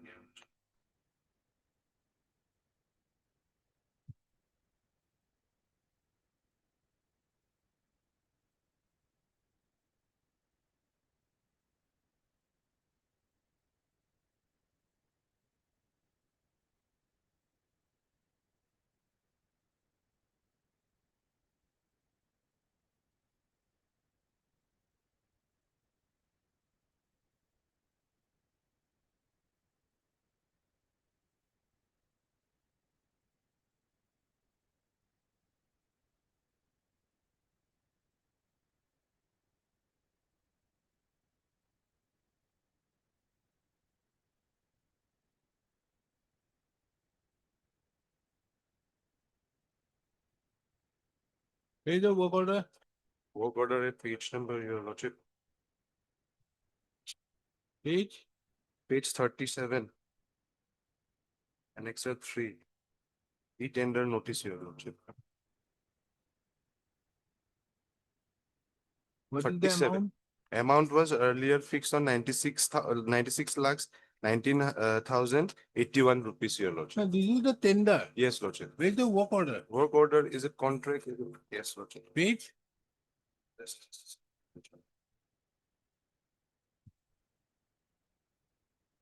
75, your lordship.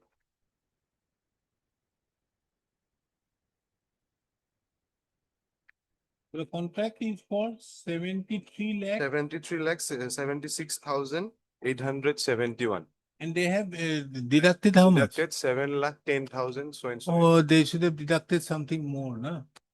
Your lordship. To deduct something more. Your lordship. I'm dismissing, I'm just looking into this for dismissing. At least your lordship give us an opportunity. They have filed one affidavit in opposition. Why? They have filed one Why have you affidavit. filed? If I was the judge, I would not have issued notice itself. At least your. I would not allow you further for environmental degradation. No, sorry. I'm not allowing it. This is being done as per the contract. You may do one thing, you withdraw and file a civil suit, you may do so. But nothing to do this. I'm going to dismiss it. This is not a case even to do anything. I may allow you to withdraw. That is the best I can do. Whichever you feel. Either get a dismissal or withdraw. Whichever. Your lordship, with folded hands, that at least give us an opportunity. No. Just 7 days time, your lordship. Just 7 days time. No 7 days time. I'm asking you whether therefore I forget you want to reply why? Because I'm going to look into the affidavit. I'm not looking into the affidavit. Forget about that. The affidavit is not taken into consideration. Now tell me. Tomorrow, your lordship, just Not keep- tomorrow. Tomorrow is 1 lakh cost. Now, therefore, might tell me, we don't like to withdraw to get a dismissal. This is a fit case for dismissal. What do you say, Mr. Nath? Mr. Nath, what do you say?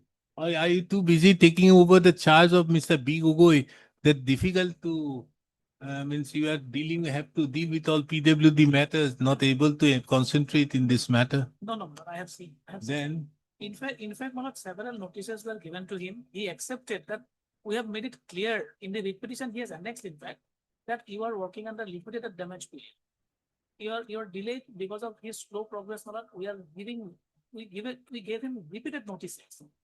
In the writ petition, he has annexed. Lordship may not go to the affidavit.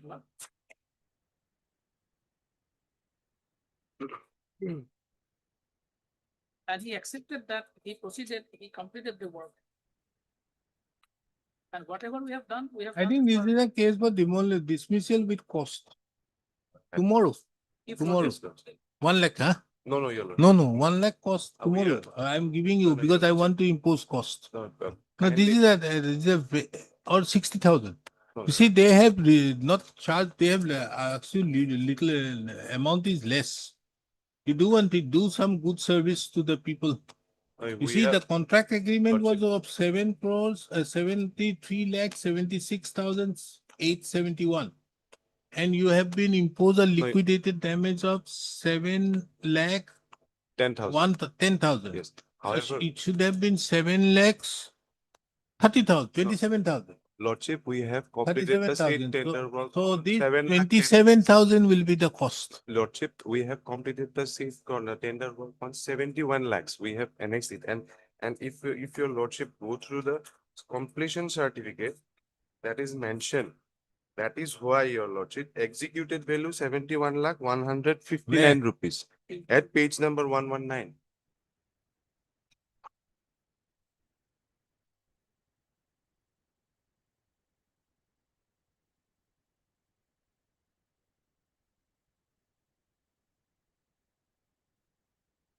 119. Your lordship.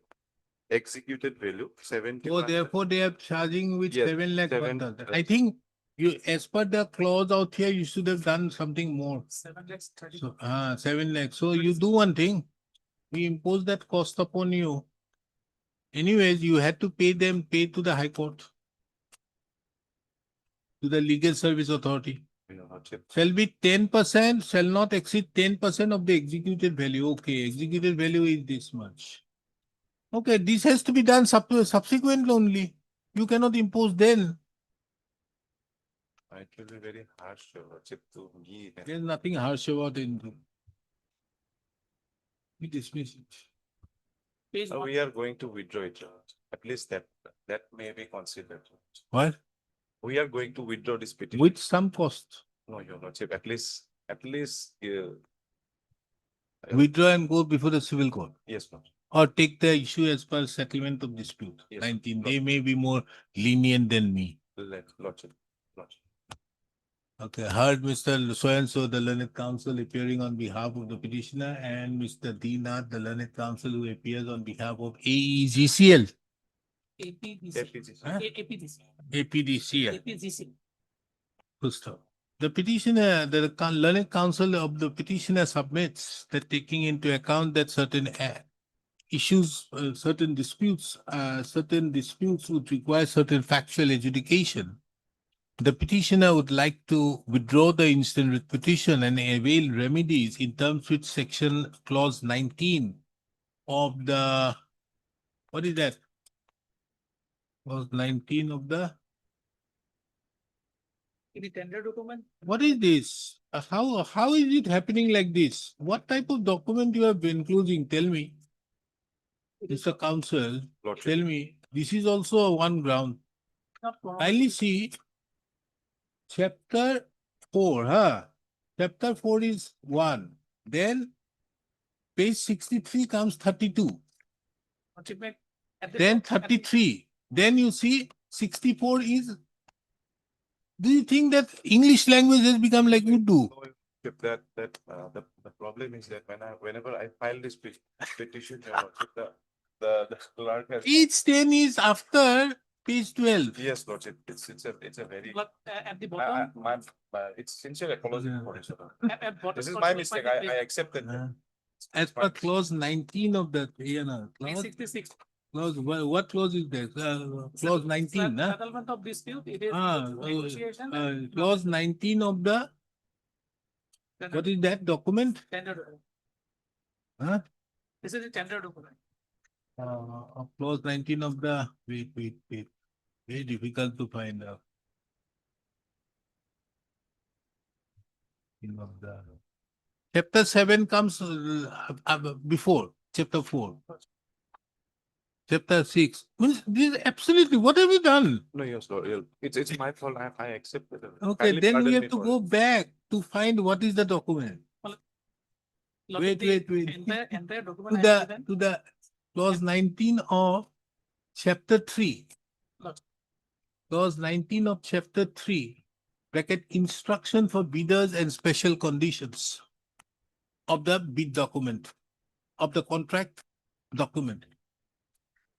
So taking into account the above, the instant writ petition stands closed on withdrawal. Liberty, however, is given to the petitioner to approach the appropriate forum in terms with clause 19 of the aforesaid of the instruction to the bidders as aforesaid. Much obliged, Your Lordship. And sincere apology, Your Lordship, that I have. You have thought this court to be reading Urdu. No, no, Then how is it possible? no, Your Lordship. I'm very sorry for that. Much obliged. Without prejudice, the petitioner to approach under section clause 19 of the instruction to the bidders for settlement of dispute. There is a better pertains to non-payment of requisition compensation. Police, Yes, Lord. see, without opening the file, I can see so many police matters. How much? Claim amount is Lordship 8. Admitted amount is Lordship 7,53,036 Lordship. So that amount you will get. Not এখন দি কৰি দিব X কৰি দিব আৰু paragraph 5 of the instructions to put কৰি দিব 5 and 6 put কৰি দিব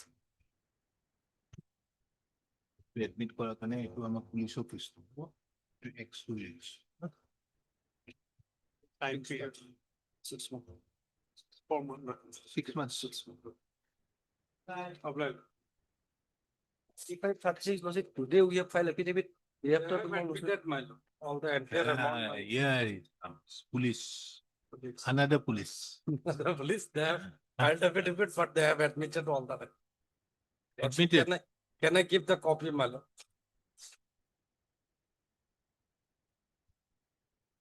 I have written the mark.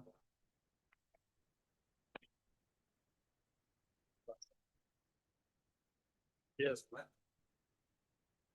How much? 58 lakhs. My lord, 88 lakhs, 57,571.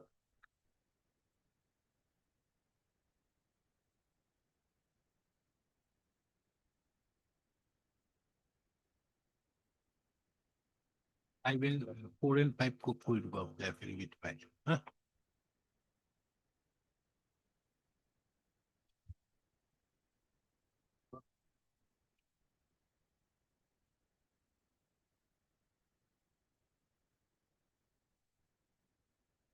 Next item also, my lord, they have filed affidavit admit. Which paragraph? 4 and 5. Same. Lordship, kindly have a look. I'll take it tomorrow. আমার affidavit খন আনাই লিখিব দেই So, kindly. 4 and 5. Huh? 23 lakhs. 22 lakhs. Because you can buy it. Supposed.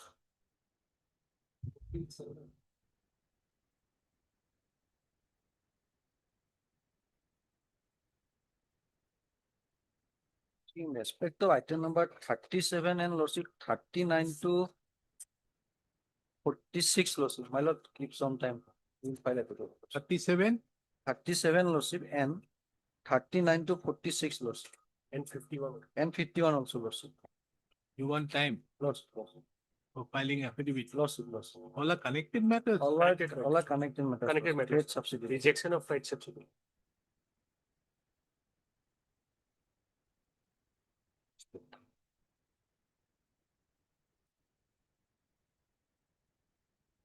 Or claim was rejected. Lordship. Wage subsidy. But keeping the maintainability open, huh? Lordship, that part also there.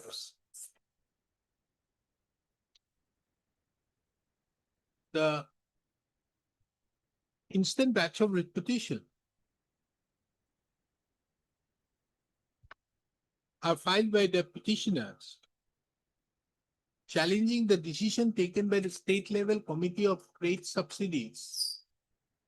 Committee of Freight Subsidies Scheme 2013 whereby the paid subsidy for the respective periods have been denied by the respondent authorities. Mr. K. Gogoi, the learned additional advocate general, learned additional senior government, advocate. You are for the government, and who appears for the union? Union lawsuit. You are also filing affidavit. 47 and 40. All are. Mr. A.K. Dotto, the learned CGC, as well as Mr. K. Gogoi, the learned additional senior government advocate, who appears on behalf of the Union of India and the state of Assam, respectively, submits that they require some more time to file their response. List this matter again on 24th of July 2026. Response be filed on behalf of the Union of India as well as the state of Assam on or before 22nd of June 2026. Petitioner given liberty to file reply thereagainst on or before the next. Which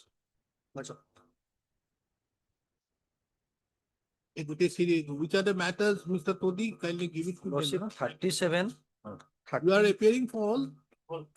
39 to 46 lordship and 51 lordship. Yes, what is this item?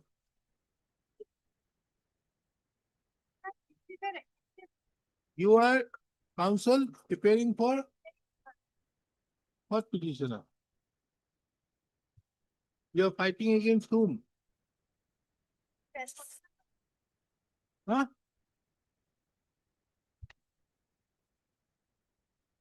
Stem vendor.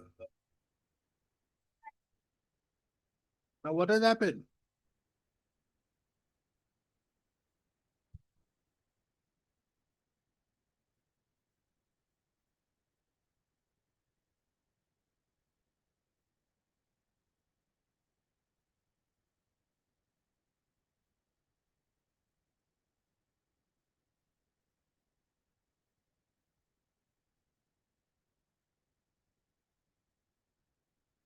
Who has filed the affidavit?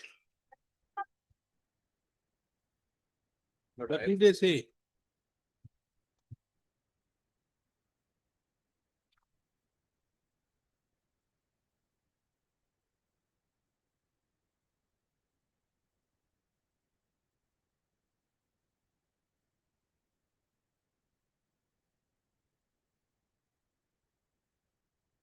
You file your reply. That is what I also am advising you to do so. The learning council, so it is seen that the respondent number 4 has filed an affidavit in opposition today. The learned counsel appearing on behalf of the petitioner seeks for an accommodation for filing reply.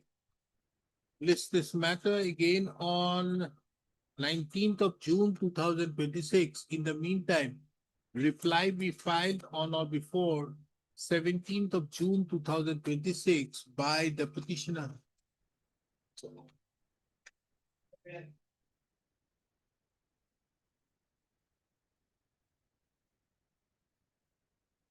It's also released to the higher charge manual, non-current of higher Sometime lordship. We have not received instruction lordship. Value is high lordship, so instruction is required lordship. 24 lakhs.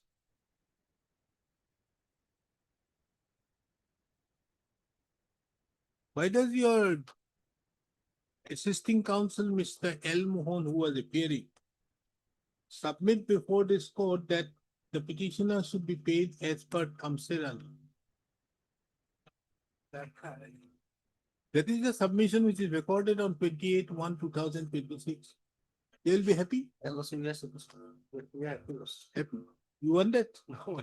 Huh? Let them file their appeal. So we should apply that to other two matters. Lordship, Huh? applying temporarily. No, Malala, that's manner.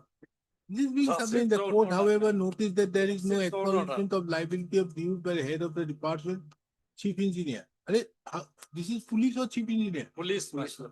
Then why this order has been said about chief engineer? Maybe by mistake. Some other order must have come in. Huh? What is this matter about? Mr. P. Bhuya appears for BTC. Is the BTC here? This is. Huh? Are you sure? This is. This No is not, BTC. this is not there. Okay, so. Understood, no? This is, I think, something wrong. Okay. This is not a party here or something. Oh. 47 there. 47 much.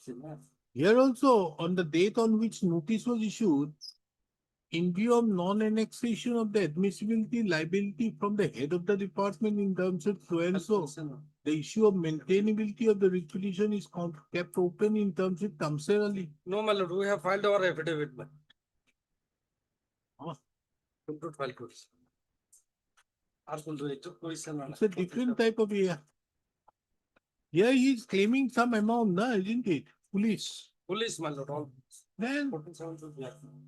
24 lakhs. Mr. K. Gogoi, the learned additional senior government advocate, submits that some more time may be granted to the petitioner, to the respondents to bring on record their stand as to whether the petitioner is entitled to the amount of rupees 24,69,214 as claimed by the petitioner or any other amount. Full stop. I am not available from 25th to 5th. That other judge will be sitting. So therefore, let me fix it there. You get an order of consent only. No, my lordship is. Whenever lordship is available. I'm not there for that. I think better. Whenever your lordship is available. I'll wait for that. Then proceed. June 3rd week. Huh? June 3rd week. Okay. List this matter on 15th of June 2026. In the meantime, the respondent authorities shall verify as to whether the petitioner is entitled to the amount so claimed or the amount so claimed or to any other amount on account of the hiring charges and bring the said aspect by way of an affidavit to be filed on or before 12th of June 2026. 48, 49, 50 losses, same loss. Same. Amount will be No, different. huh? amount will be different. It will file over, huh? Amount to 24 lakhs kiba koisu no? That will be different. All on 15. All on.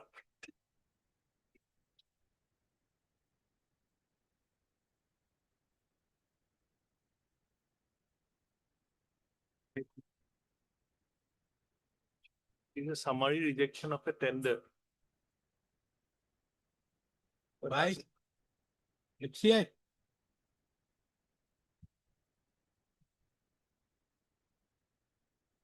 No stay. No stay. What happened?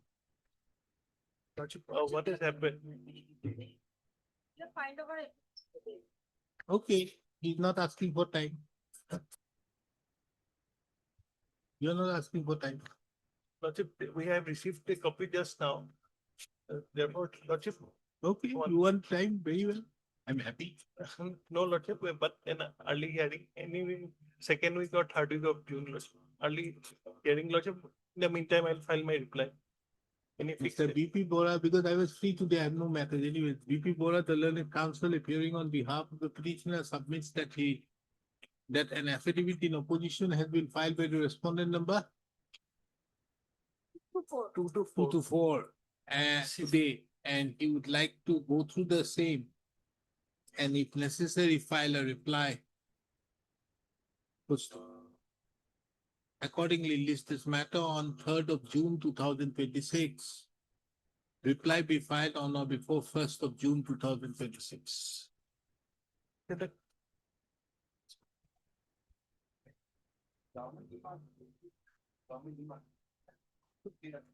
Government e-marketplace is to be defended by FCI. You have your rules, nah? Government e-marketplace is a rule. As per the rule, it is the mandate that the state, the person for whom, who is the purchaser, has to defend the government e-marketplace. Fantastic. You otherwise help this court, but this is the rule. Lordship, in this matter, they have a role to play because I say that bid has been given after the bid validity period. It's okay, but whatever may be, these are all electronically recorded. Yeah. You cannot, this court cannot look into that aspect of the matter as to whether it is given subsequent or not. It will be available from the records, and this is to be supported by the purchaser. They are nobody. Deeply aware. They cannot say anything.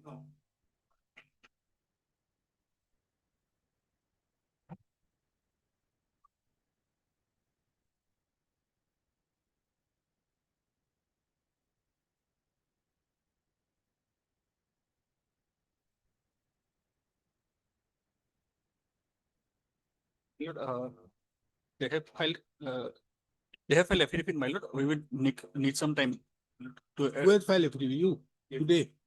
On 4/5, madam. Huh? Today. Today. You have filed it today? Yes, Or sir. 4/5? 4/5. Mr. M. Setia, the counsel appearing on behalf of respondent. For response number 3, madam.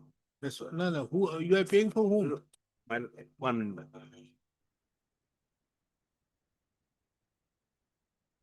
Appearing on behalf of the respondent numbers 1, 2, 3, 4. Yes, madam. Submits that an affidavit has been filed by the respondent number 3 on 4/5/2026. Yes, madam. The learned counsel appearing on behalf of the petitioner submits that some time may be granted to the petitioner for filing reply.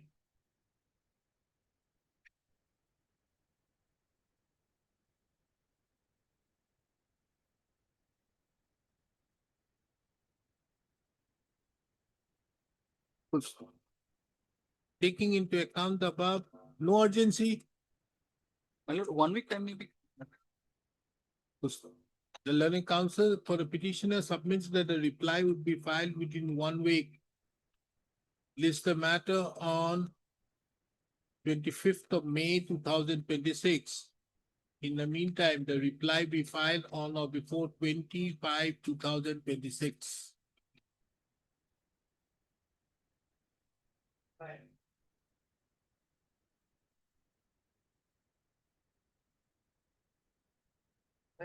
Equal bill, small amount, losses may dispose of, verify the same. And page 29, some annex documents is annexed.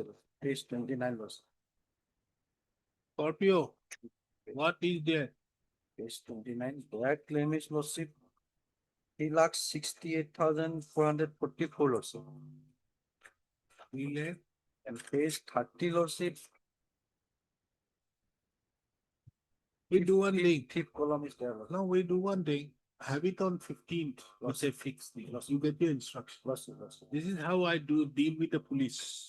There are modes by which you have to do. PWD is different because some say they follow. Here there is a direction to pay.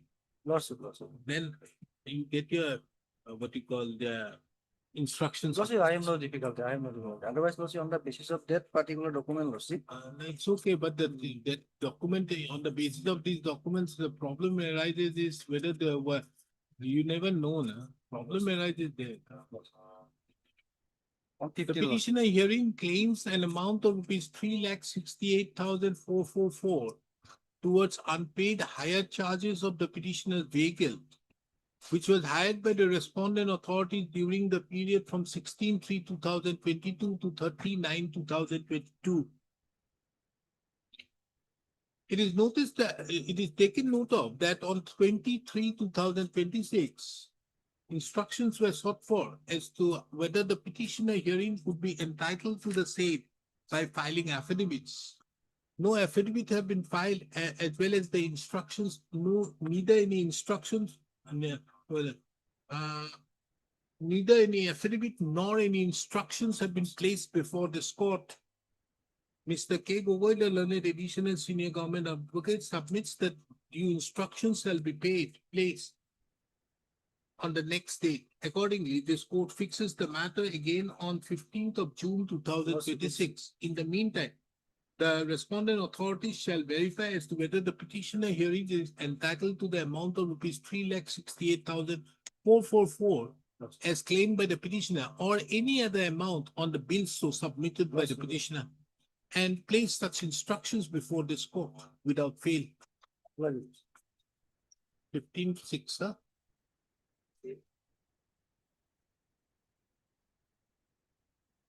In this case, I pay for also some time also.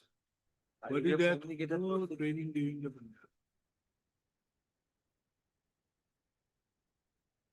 You are a franchisee. NGO, my lord. And You are a franchisee. Franchisee? No. For providing training to Anganwadi workers under the scheme of Iman, since the petitioner ran training programs during this. After completion of the Iman, the petitioner submitted the expenses before the authorities in the form of bills from time to time. An amount of rupees so and so has remained outstanding, seeking direction. Mr. K. Gogoi, the learned additional senior government advocate, seeks for time for 3 weeks. For obtaining instructions in the matter.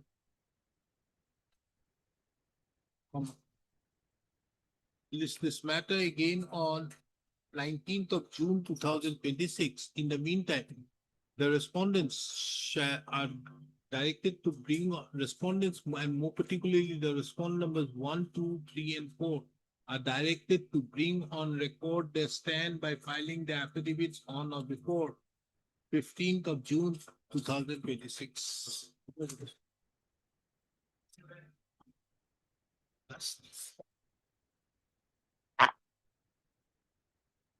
Fifty-seven also, Lucy, we pay for some time lost.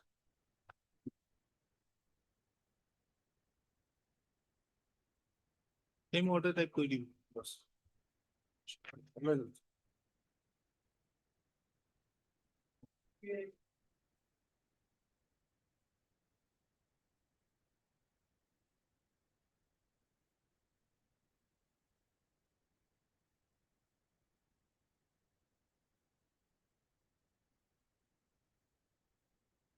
Madam, your matter.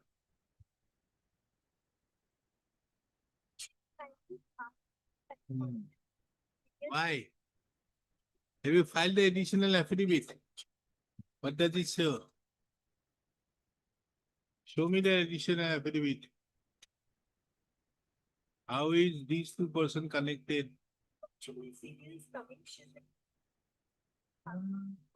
And why this matter listed? Oh, this matter moves so enough. Father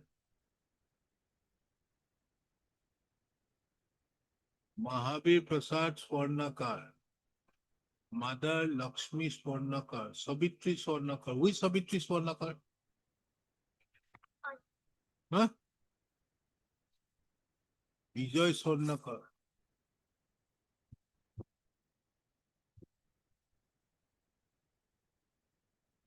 Vijay Kedarnath Verma. Father's name. Hello. The counsel appearing on behalf of the petitioner seeks for some time, list the matter after 2 weeks. On 8th of June 2026. List the matter on 8th of June 2026.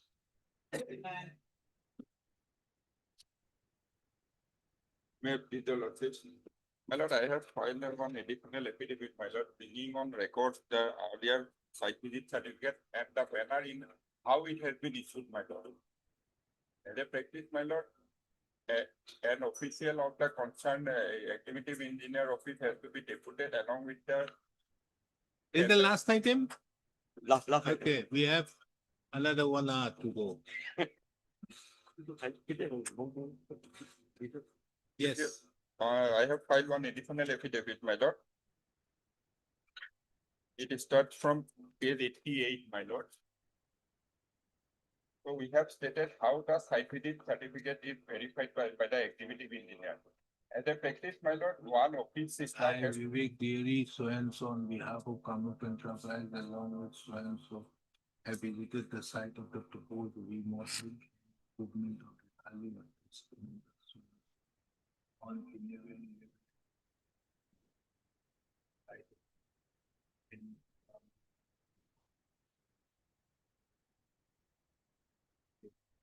that is apparent from the site visit certificate issued on in the last tender process, my lord, at page 6, my lord, and photographs at page 92.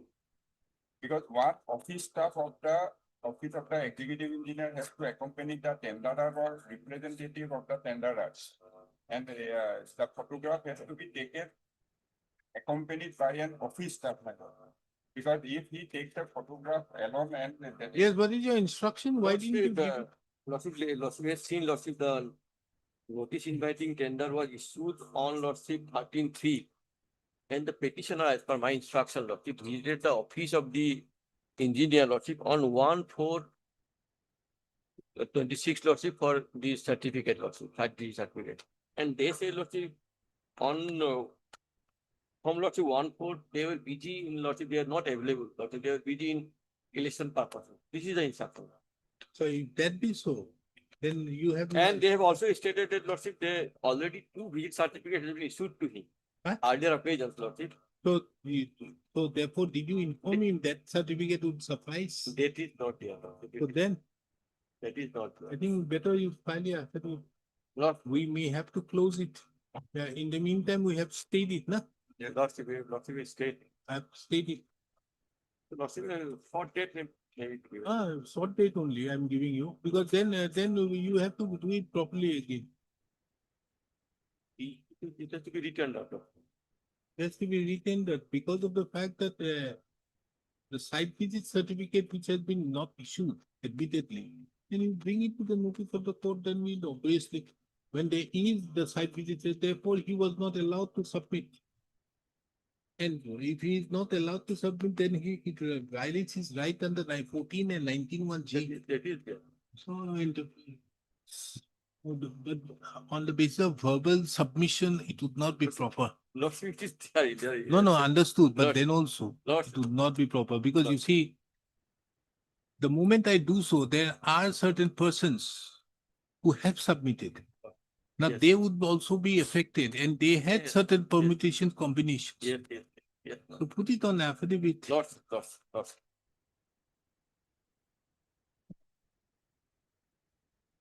This court, by an order dated 29/4/2026, had granted the liberty to the petitioner to file an additional affidavit bringing along the site visit certificate, the photographs, and other documents in respect to the petitioner visiting the site was in the earlier round of tender process in respect to the same work. The petitioner thereupon had filed an additional affidavit bringing on record that in pursuance to the notice inviting tender dated 7 the earlier tender. 7/11/2025, the petitioner had duly visited the site, and photographs in that respect have also been placed. This court also, by an order dated 29/4/2026,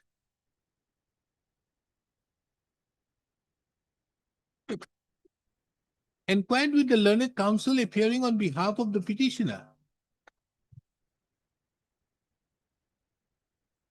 Asked the counsel appearing on behalf of the petitioner to apprise this court as to whether the petitioner had submitted the document which is annexed as Annexure 3 to the writ petition, and if so, as to why the petitioner was not issued the site verifications report. Site visit certificate. Site verification or site visit? Site verification. Mr. N. Upadhyay, the learned Standing Counsel of the Irrigation Department, fairly submitted that to his instructions on 1/4/2026, the petitioner duly visited the office of the executive engineer and requested for the site visit certificate. However, on account of the ongoing elections, on account of the election process being ongoing,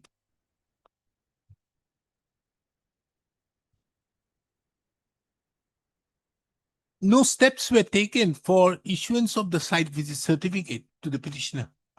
That's good. He further submitted that the petitioner already had the site visit certificate in respect to the earlier tender process, and the petitioner could have submitted the said tender on the basis with that site visit certificate.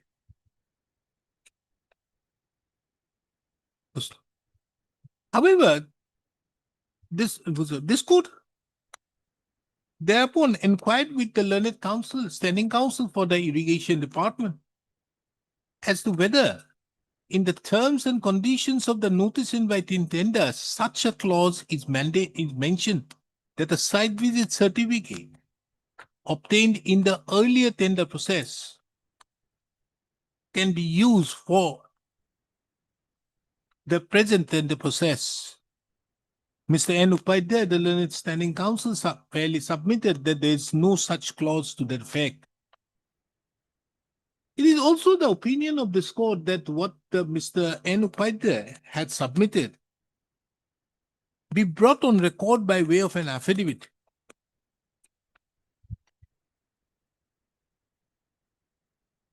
Inasmuch as an affidavit, so that the said aspect can be brought on, said aspect can be put on record. First, this court also, Mr. N. Upadhyay submits that such affidavit would be filed within a week's time. This the matter again on 15th of May, 18th of May, 2026. The affidavit be filed on behalf of the but respondent shall file an affidavit in that regard. The affidavit to the respondent is therefore directed to file an affidavit in respect to what submissions have been made by Mr. N. Upadhyay. Taking into account that the non-granting of the site visit certificate